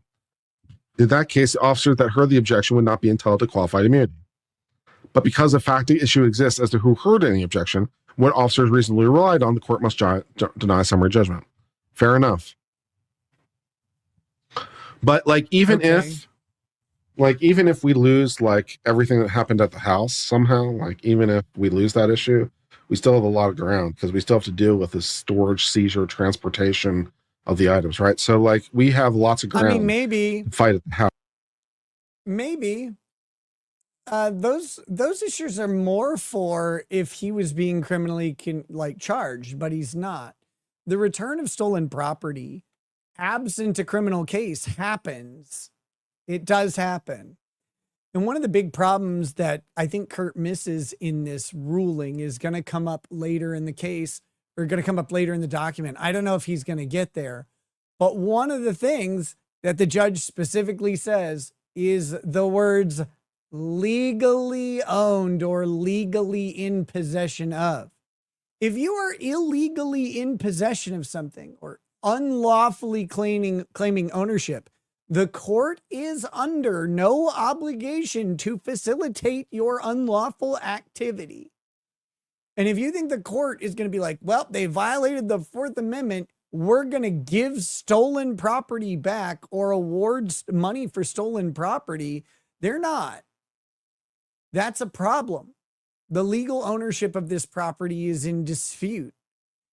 Now, that could have been resolved at a criminal case in which they would have the burden of showing that the property was unlawfully possessed beyond a reasonable doubt. But now you're in a civil case, and the civil standard for showing that unlawful possession is going to be preponderance of the evidence.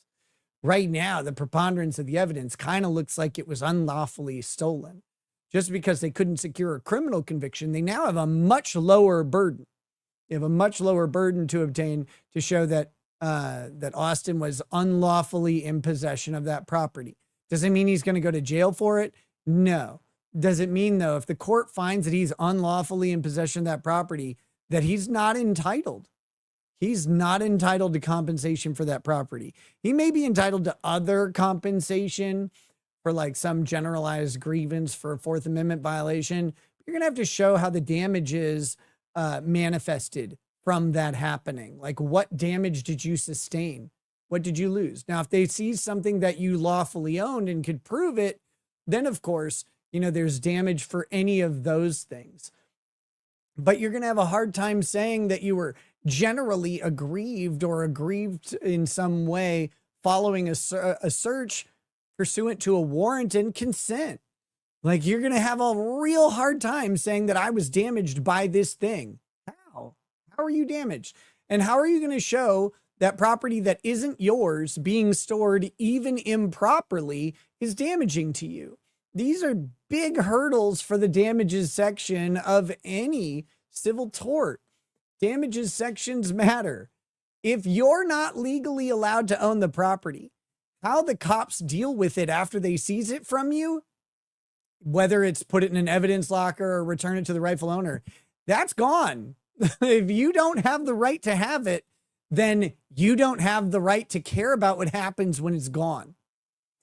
And the court's not going to do that. These are big hurdles in this case. And I'm not conceding those issues.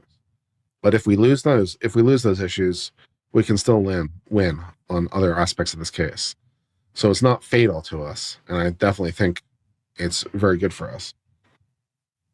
I don't know why I'm keeping disconnecting from chat. It's very annoying. So Kiska says he was employed by the guy the day of the search, hadn't been terminated, had to ask if he was even able to go to work. Look, that's great.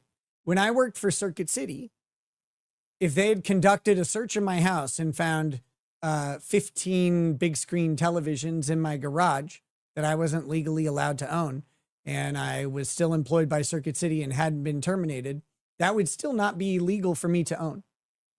So I don't know the condition of this, but someone asserted that this is stolen property. this is going to go to a jury question on who's the legal owner. I think Kurt's overlooking that, but maybe he's not. I haven't seen it in the case so far from his perspective. He seems to gloss that issue.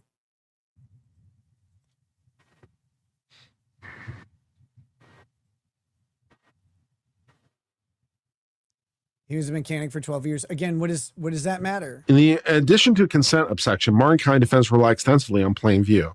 Under this doctrine, defendant officers can seize items without warrant if the officers lawfully entered the area where items are located and the items were in plain view. The incriminating nature of the items was immediately apparent.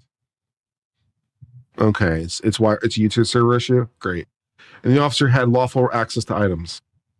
I'm feeling depressed. Wait, what? I've been feeling depressed all week. Where's this coming from? What is happening, Kurt? And one of the reasons I'm doing this stream right now is I'm just trying not to be depressed. It's not really working, by the way.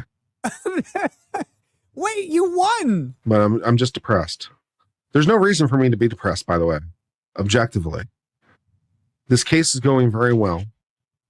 The evidence is very good for us. We're going to ask for a whole boatload of money. We have a real chance of getting a whole boatload of money. Which means Uncivil has a chance of getting a whole boatload of money. He just double snorted. Which would be great.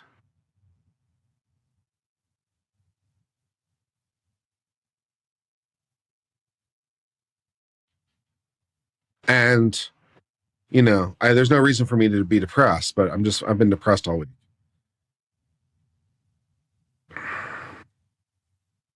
Depression sucks. Kiska says purchase receipts were provided from us and not him. And again, you don't have to argue it here. We have no idea. And that doesn't mean anything to us. That doesn't mean anything at all. Receipts can be provided. Receipts can be fake, real. They can be disputed, not disputed.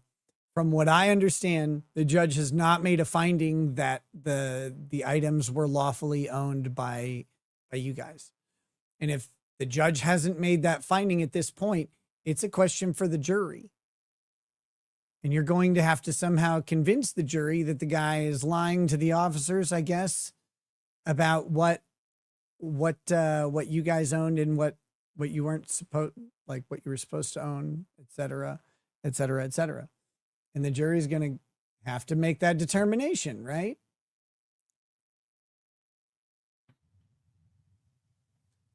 One of the problems that you have, by the way, is that the cop told Austin, I want you to take me around and show me the Snap-on tools that may have been stolen. And he brought him to the Snap-on tools. That's not like, that's one of those things where you tell that to a jury and they go, oh, so you took him to where the stolen stuff was. Like, that's how they hear that. That may not be true, but that's how juries hear it. That's how it reads in the document. And I can tell you, a lot of people who are sitting on a jury are going to hear, I want you to take me to see what Snap-on tools you have stolen. And then you lead them to the Snap-on tools. They're going to go, oh, well, those are stolen. Like, that's how that sounds.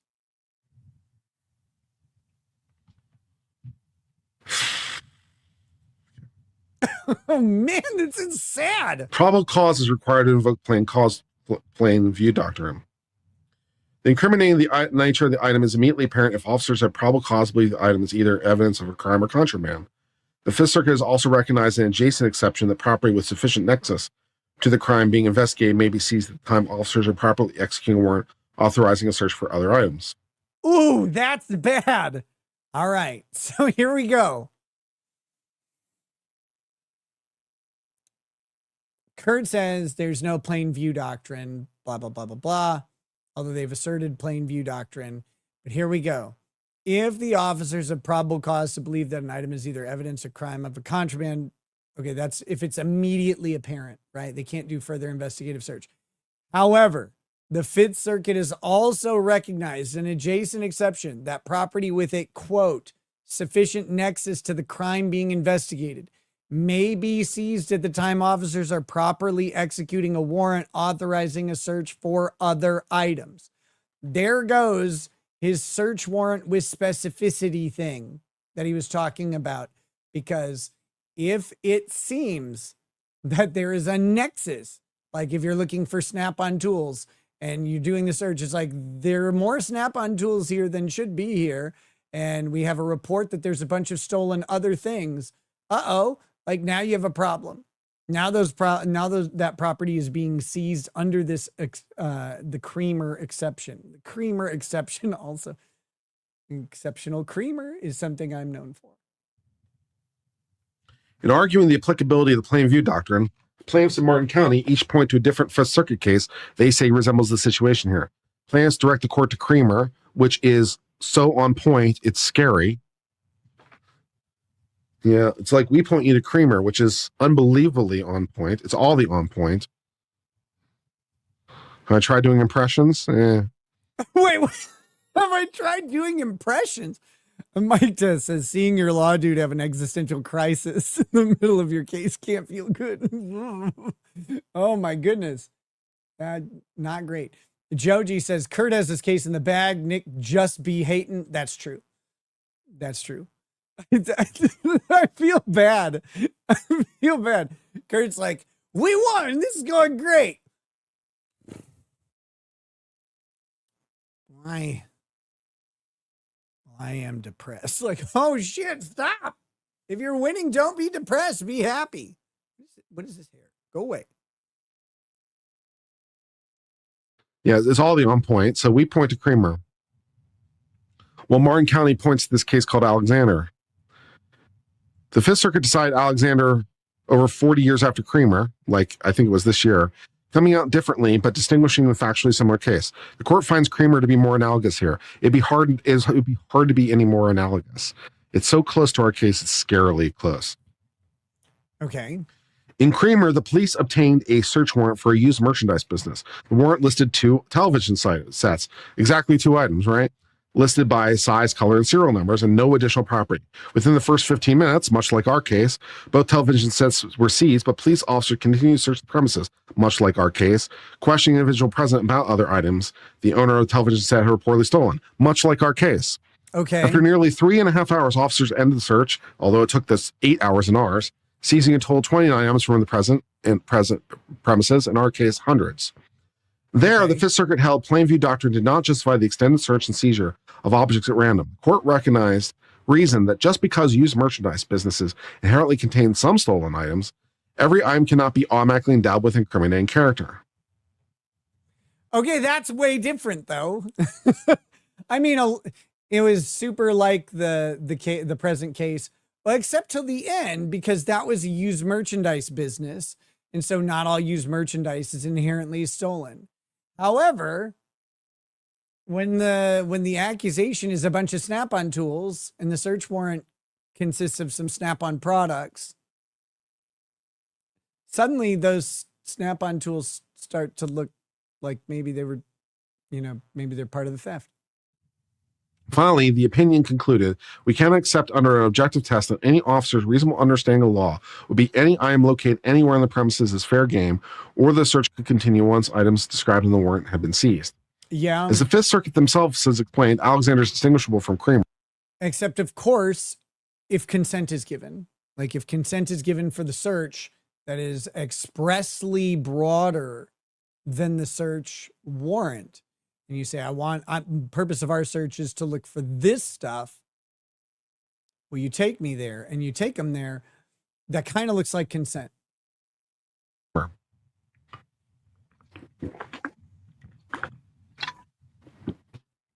In Alexander, officers obtained an arrest warrant for plaintiff and a warrant to search for any and all firearms, ammunition clips, ammunition boxes, firearms storage boxes, spent projectiles, spent cartridges, firearms, or ammunition paperwork, which is a lot more things. Additionally, the complaining witness told the officers that plaintiff kept stolen items in his house, including electronics and furniture. Manar report says, can I get on, ask a couple questions? No, you can ask him in the chat, though. Or you can send a super chat, even better. And provide written lists of these purportedly stolen items. When officers executed the search warrant, they observed electronics and household appliances throughout the house in plain view. The officers observed that many of these items were new, unopened in their original packaging, and stacked up next to each other, while other items were wrapped in plastic, covered with pillowcases, or placed on top of blankets. Further, the officers saw new furniture sets stacked against the wall and not in use, which they believed to be indicative of how people house stolen property. After arriving at the house, the officers called one of the complaining witnesses to ask about the electronics and appliances, and the witness reaffirmed the plan, told her kept stolen items in the house. The officers seized the electronics and appliances, but only photographed the furniture. Ultimately, the officers obtained a second and third search warrant to seize the furniture. Okay. Which the officers didn't do in our case.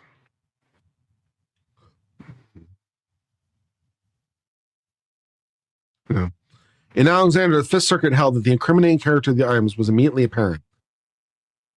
Bob Tube says, so you're saying if in your possession, it's yours and you're responsible, except when it's 26 grams of coke.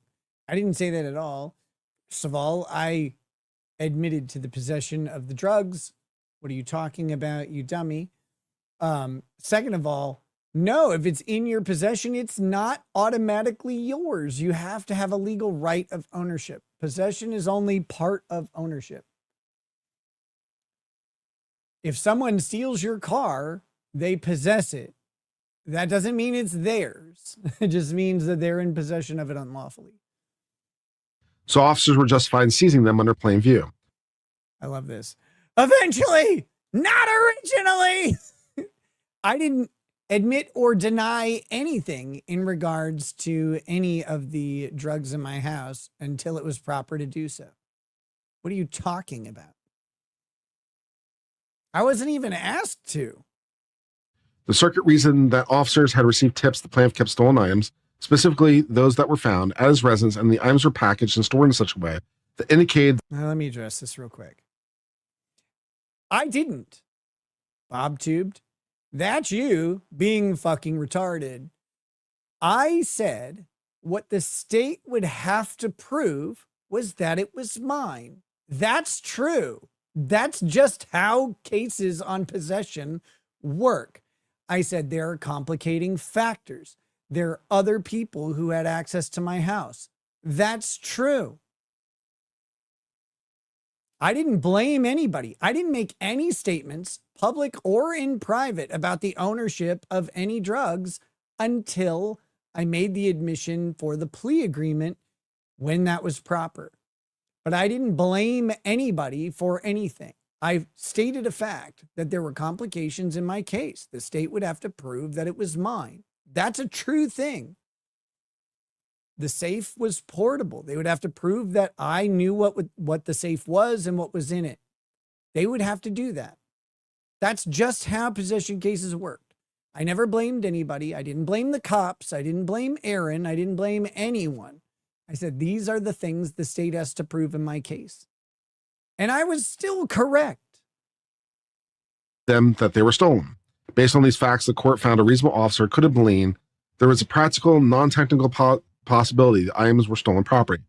Plaintiffs argued officers impermissibly took additional investigative steps by calling witnesses to ask about the stolen property to establish probable cause. But the court explained that given the earlier reports and officers' observations, the officer already had probable cause to believe the items were stolen before they called the witnesses.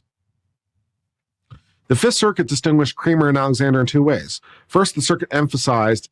By the way, this is a problem, again, in this case, because they have the alleged owner of property there who's stated, presumably, that there are other stolen items because they show up saying, we want to know where the stolen items are, right? So this goes along with Alexander in saying that they had prior knowledge of this other stolen stuff. And, again, problem for this case.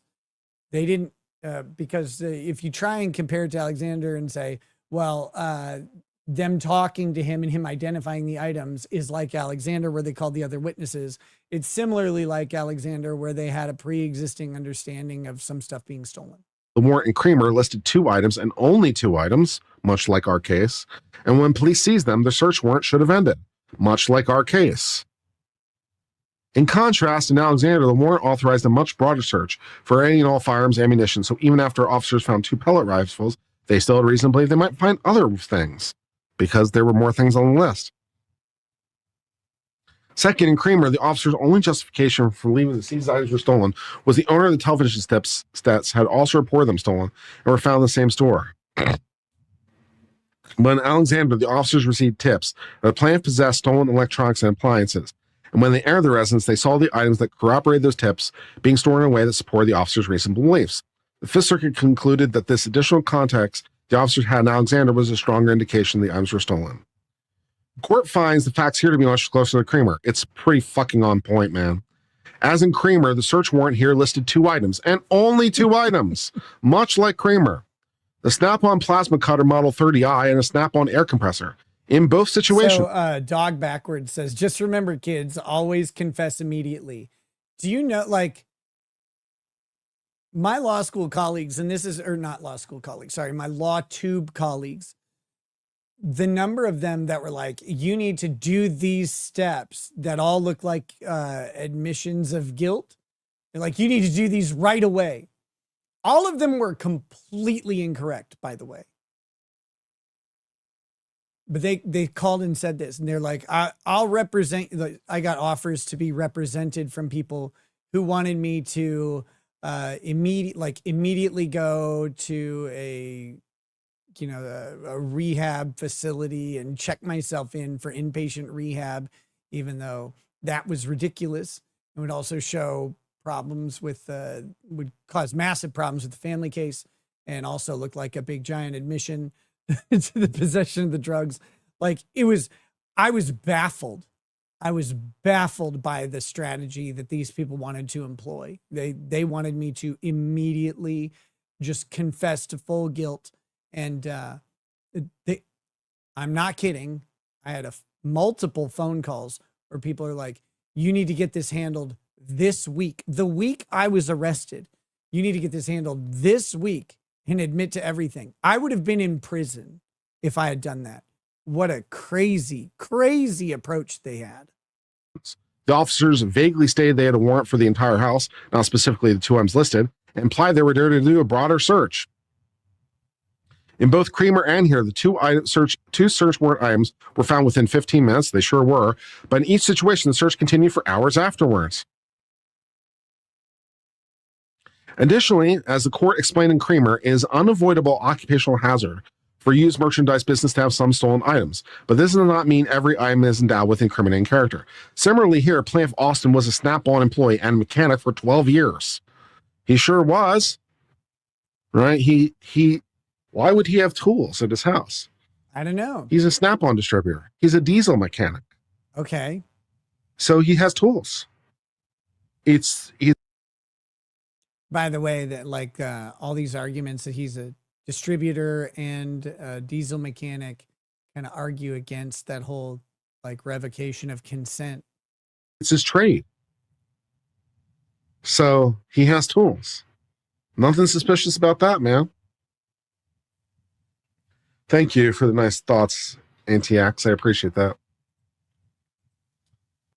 Okay, so we have Kiska asked me to read the footnote 9, so I will read it. In this case, Plaintiff Kiska states she asked to see a copy of the search warrant.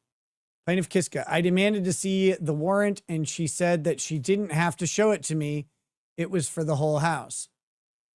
Yeah, they trust me, they don't have to show it to you. They should, they don't have to. Plaintiff Austin said, I heard Kiska asking for the warrant on numerous occasions. That's fine. The court notes that, unfortunately, whether the executing officer must serve the warrant on the owner before commencing the search is an unanswered question, and therefore it would not be a clearly established violation of law for the officers not to produce it at the beginning. That's Grove versus Ramirez. Whether it would be unreasonable to refuse a request to furnish the warrant at the outset of the search when, as in this case, an occupant of the premises is present and poses no threat to the officers, save an effective performance of their mission, is a question that this case does not present. Yeah, like, I don't know about Fifth Circuit, I suppose. But I'll tell you, in Minnesota, there is no obligation at all for them to produce the warrant to you. They represent that they have a warrant. They have to have the warrant for the search to be lawful. But if they have the warrant, they don't have to give it to you. right-wing extremist says Kurt's face is that old Patrick Cruz's Crucius meme pic. Okay.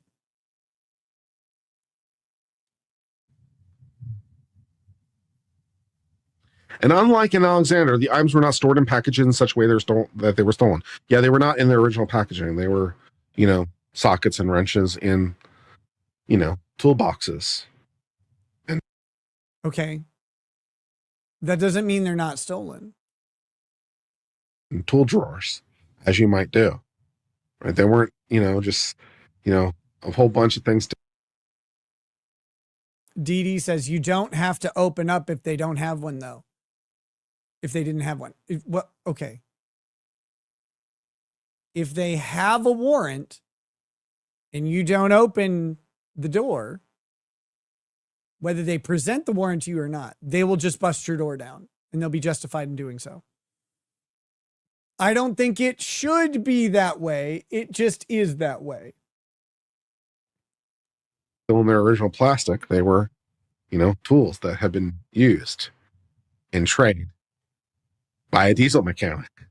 Not a lot that's obviously suspicious there, it seems to me. Big shout out to Star Wars Girl for raiding the stream. What up, In fact, Anna? it's clear from the small segment of video evidence available that Marin County officers did not find the items incriminating character to be immediately apparent because they had to ask Plaintiff Austin which many items were and whether there was his to keep. Yeah, they couldn't tell by looking at it. Defendant Snellgrove's actions also further discredit Marin County defendant's argument. Yeah.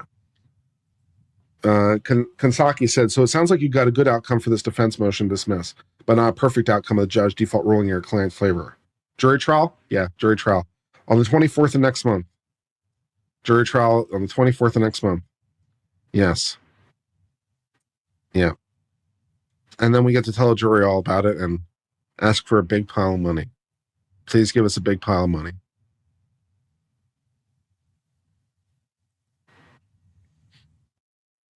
I wonder how much money they think they're going to ask for. Kiska, you don't have to say, but like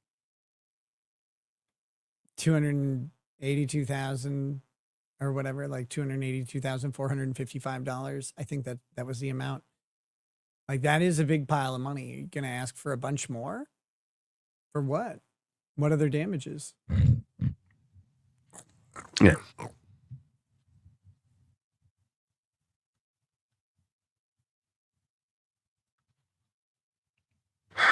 All right, where am I? All right, here we go.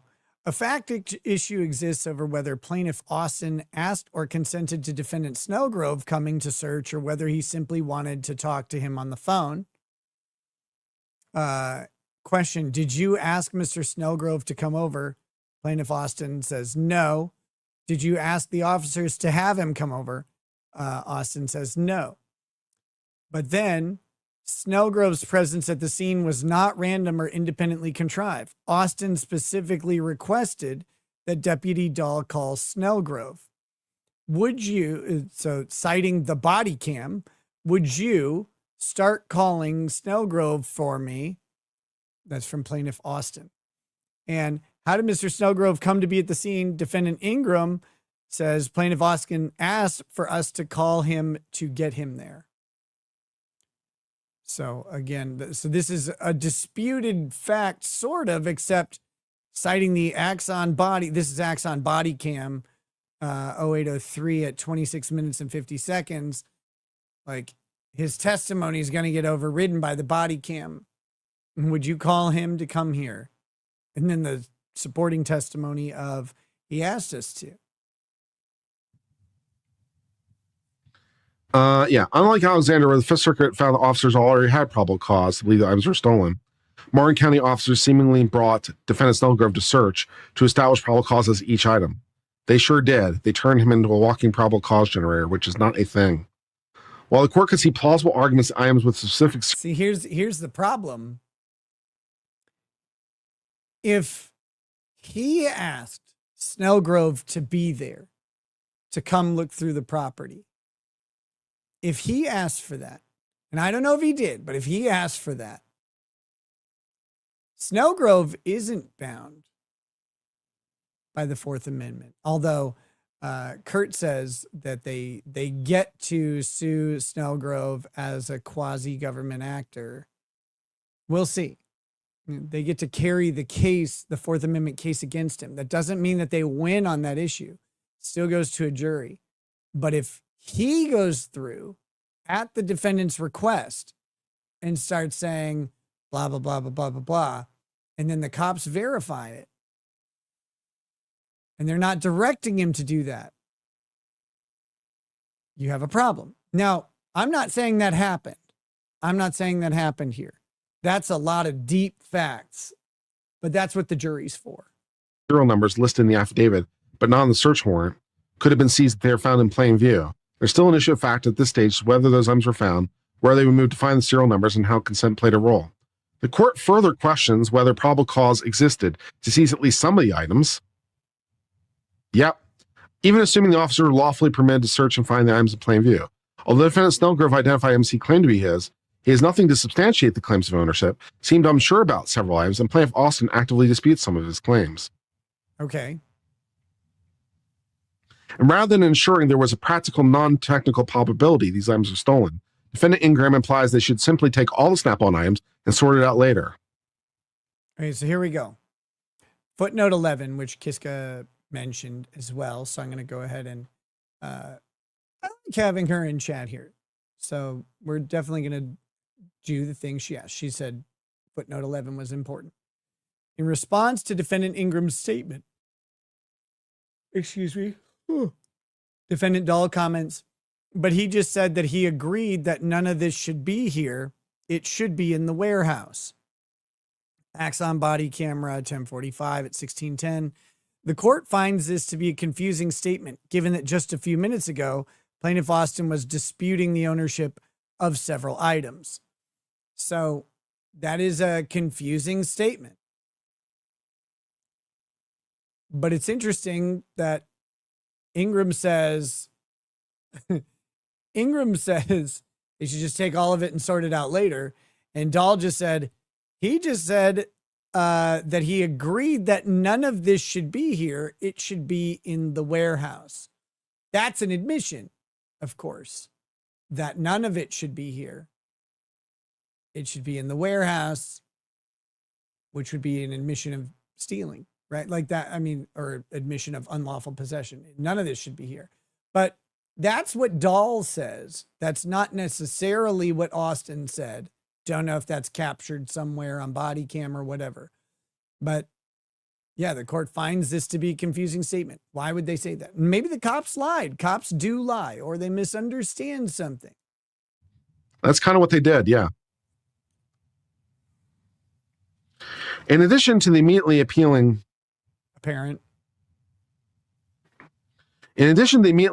incriminating character issue, the doctrine also requires officers to have lawfully entered the item where the item was found in plain view. The doctrine allows seizure when plaintiff officers have a warrant to search an area, and in the course of the search come across some other items. But once the search warrant are found, any search occurring thereafter as a practical matter is warrantless. Yeah, the warrant kind of evaporates. Thus, once the officers found the items, right, but if you have consent, it overrides that evaporating warrant. Described in the search warrant, they were not free to wander about the house. And the items were found outside the house because their laundry room is outside the house. Oh. So the items were found outside of the house. Now, Miss Kiska said that she told them to get out of the house because the babies were sleeping. So they left the house and found the items in a building that wasn't in the house. Now, if Kiska said, leave the house, but not the property, get out of here, you're too loud, the baby's sleeping or the kids are sleeping, and they go search somewhere where the kids aren't, like a laundry room that's outside of the house, then you haven't revoked consent, probably, under the rules. Because again, the revocation of consent has to be express and unambiguous. So once they found the items in the laundry room, which was outside the house, they couldn't go in the house at all. But they did. Unless they got consent to go in the house. But again, there are material facts as to what items were seized in our plain view, whether they were seized, and when there's looming issues of consent, the court finds granting summary judgment as to either party is inappropriate. Okay. Plaintiffs asked the court to find defendant Snellgrove was acting under color of laws to Fourth Amendment. Yes, we want Snellgrove, who is otherwise a private actor, to be held liable as the government. We think that he did enough things to become the government. Okay. That's a thing. Footnote 12. Question. And when the police came, you identified the items you believed to be Snellgrove's. Austin's answer. That's correct. Question. Okay. After that time, did the police continue searching? Austin. They never stopped. Question. So they found the items, the air compressor and the other item that was on the warrant. They found those items in the laundry room that is outside your house. That is correct. Okay, from that time forward, what additional steps did the police take in searching to the best of your knowledge? Answer, they went and looked at everything in the house. Outside didn't matter. Okay, so he's saying that they found these things and then continued the search. But of course, the officer's argument will be that they had consent to do so because they told him at the beginning, we want you to take us to all the stolen items. That's a thing.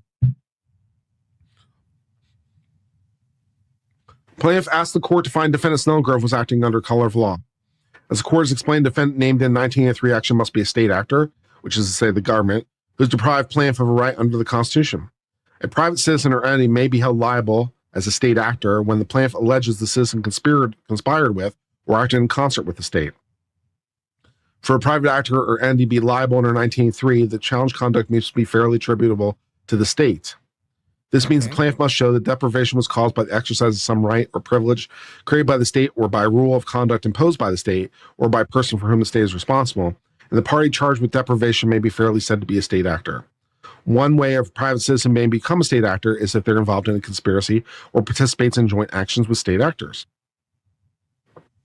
Private persons jointly engage with state officials in prohibited action or acting under color of law. This requires a showing the private citizen was willful participant in joint activity with the state's or its agents. There is also an agreement between the private and public defendants to commit an illegal act and deprivation of a constitutional right. It's well established that the act has to be illegal. That's the first prong, and a deprivation of constitutional rights.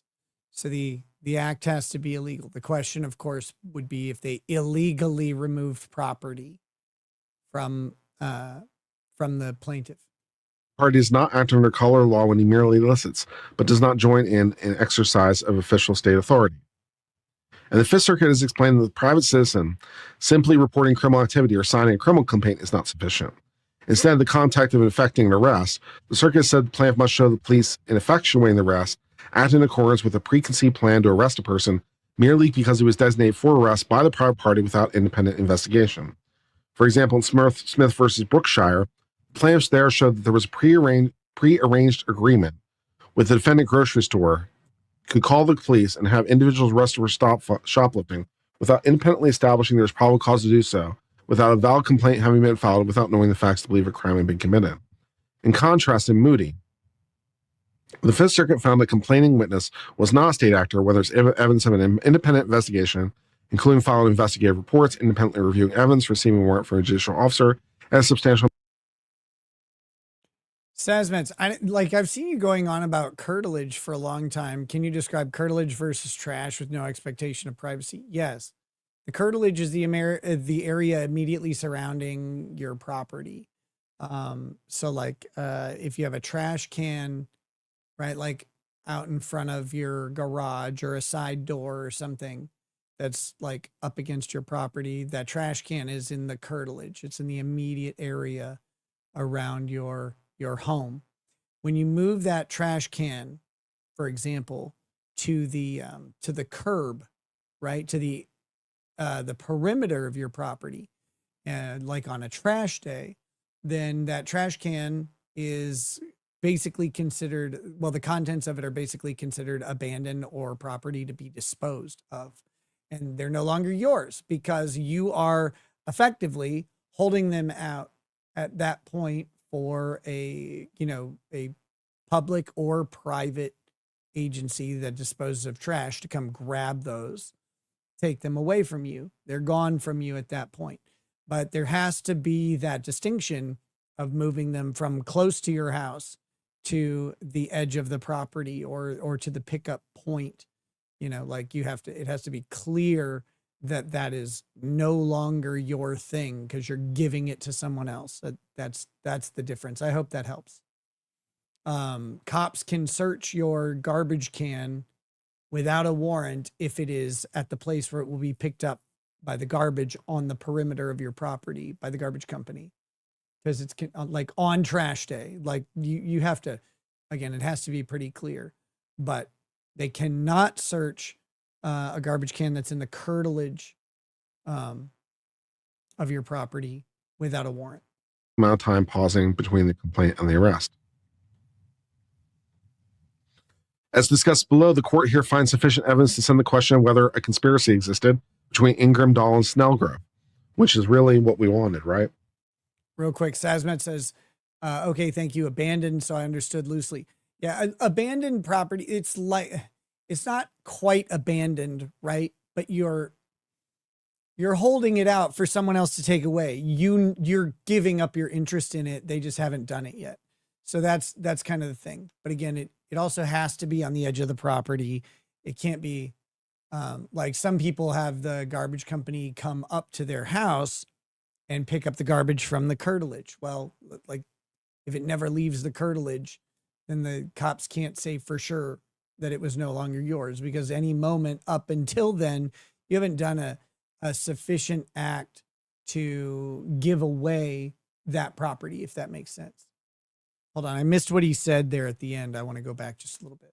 A substantial amount of time pausing between the complaint and the arrest. As discussed below, the court here finds sufficient evidence to send the question of whether a conspiracy existed between Ingram, Dahl, and Snellgrove, which is really what we wanted, right? Well, I mean, I think you would rather So we got have the court Snellgrove, found the guy. the conspiracy. We got Ingram, the sheriff, and Dahl, who was sort of the lead investigator in this. And we have enough evidence, according to the court, to present conspiracy between these three people. Excellent. Excellent, right? That's very... Wilbone says feds will literally dress up as garbage men and take your trash. And they can do that so long as they're doing it, again, at the perimeter of your property where the garbage is expected to be picked up. Very good for us.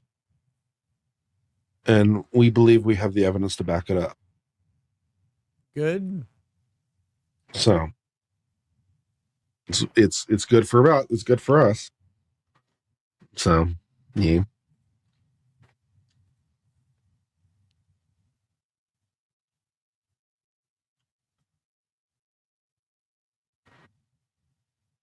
And as for evidence, the defendant...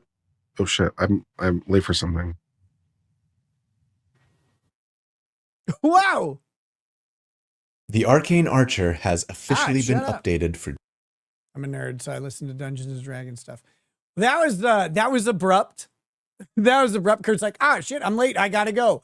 He did the exact same thing right around the exact same time in the last video, in his other video. He got about 55 minutes in and then he stops. I don't know why he's talking about this case so much during the pendency of it. I wouldn't, I don't think he should do that. I wouldn't do that for one of my active cases when I was practicing. That doesn't seem like the right thing to do. But hey, that's what we got. Let's see.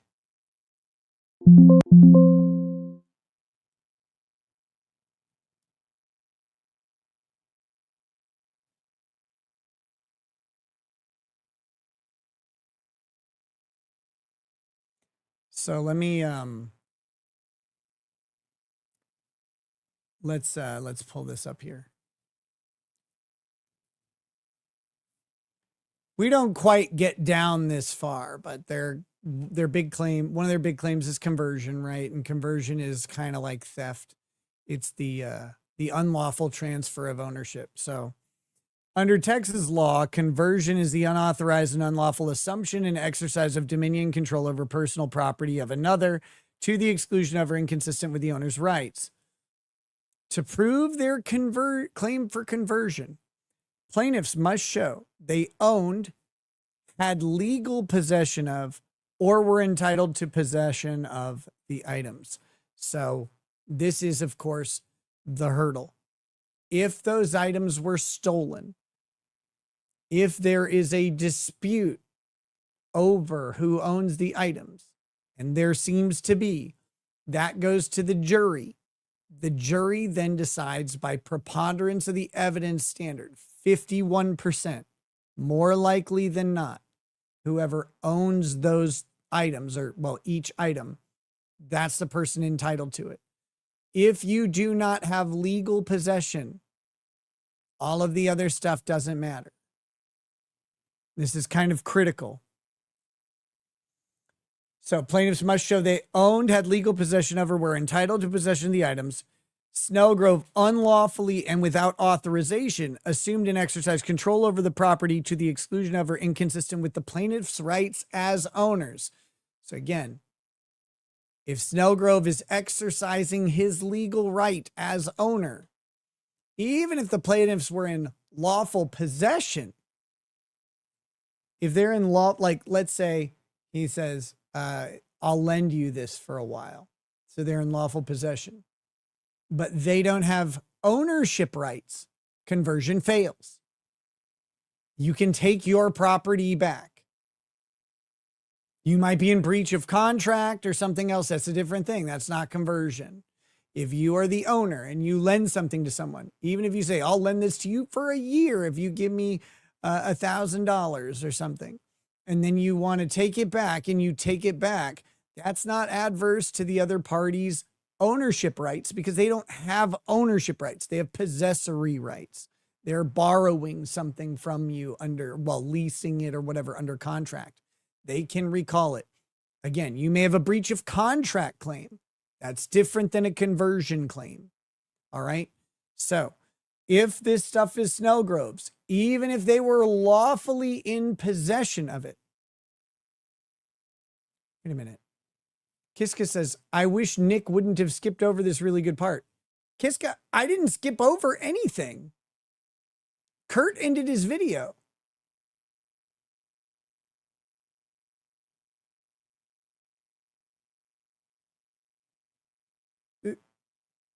Kiska says, oh, so you're going to miss the good part too, or just ignore all the good parts? Kurt ended his video. I don't know what to tell you. It's not up to me when he ended it. I hope he does the rest of it at some point. Well, Kurt was not this far down. No, this is a separate thing. I just want to talk about conversion and the requirement that the ownership be legal. So then, yeah. And the plaintiffs demanded the return of the property and Snellgrove refused to return the property. They have to show all of that for conversion. So plaintiff's own argument precludes granting summary judgment. Plaintiffs state they possess the property at their home, but the ownership was disputed. And defendant Snellgrove agrees. All right. This case presents an absolute factual dispute about the ownership of the property that was seized. The record, therefore, does not show plaintiffs owned, had legal possession of, or were entitled to possession of the items, but rather that a fact question exists. Yeah. Accordingly, the court denies plaintiff's motion for summary judgment, which of course they should. There's a fact question for the jury. I just wanted to point out that the ownership, not just the possession, the ownership has to be lawful by the plaintiffs to prevail on conversion.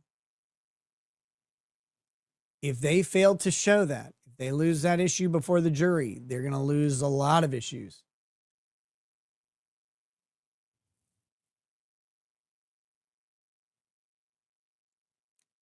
He was talking about the conspiracy part of it. That's great, but he stopped. I don't know why. He's done it twice. 2 times he's gone through this this document. He's gotten about the same length through it, and then he just stops randomly. Something comes up, and he has to go with it. But, you know, if he does the rest of it, I'll do the rest of it. I want to. And then Kiska says the dyed hair is old. I think so your hair. Oh, you're responding to someone else. Yeah. I don't care if your hair is dyed or not dyed. All right, guys, we are 4 hours into this live stream. It's been a little bit of a long one.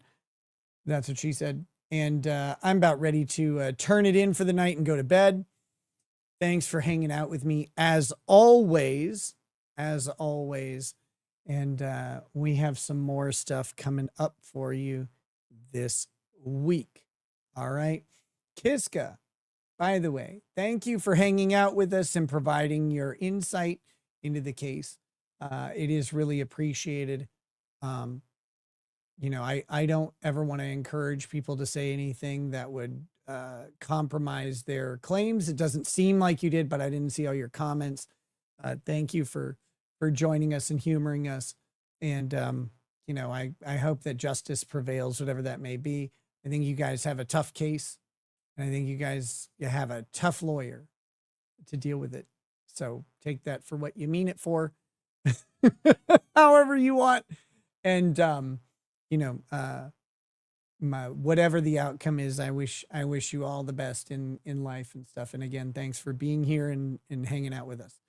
All right, guys, with that, I'm going to roll out. Arian the Vegetarian says, don't miss my short thank you letter above. I didn't. I saw it. Where was it?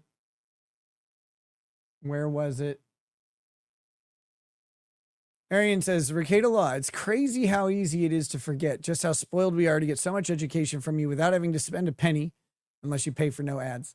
Thank you so much, friend. Aw, you're welcome. It's my pleasure. All right, guys. I hope you have a wonderful night. And I don't know exactly the days I'm going to stream this week, but I want to stream like all of them. I say that now, but we'll see how it goes. But I have some good prospects on it. Until next time, have a good night. Peace. I am not suicidal. That's what I would like to say. Okay. I am not suicidal. Okay? I am not suicidal. I am innocent, and I am not suicidal. And I am not suicidal. And if anything happens to me when I go in there, I did not do it to myself. And you must all know that. I am not suicidal. Okay.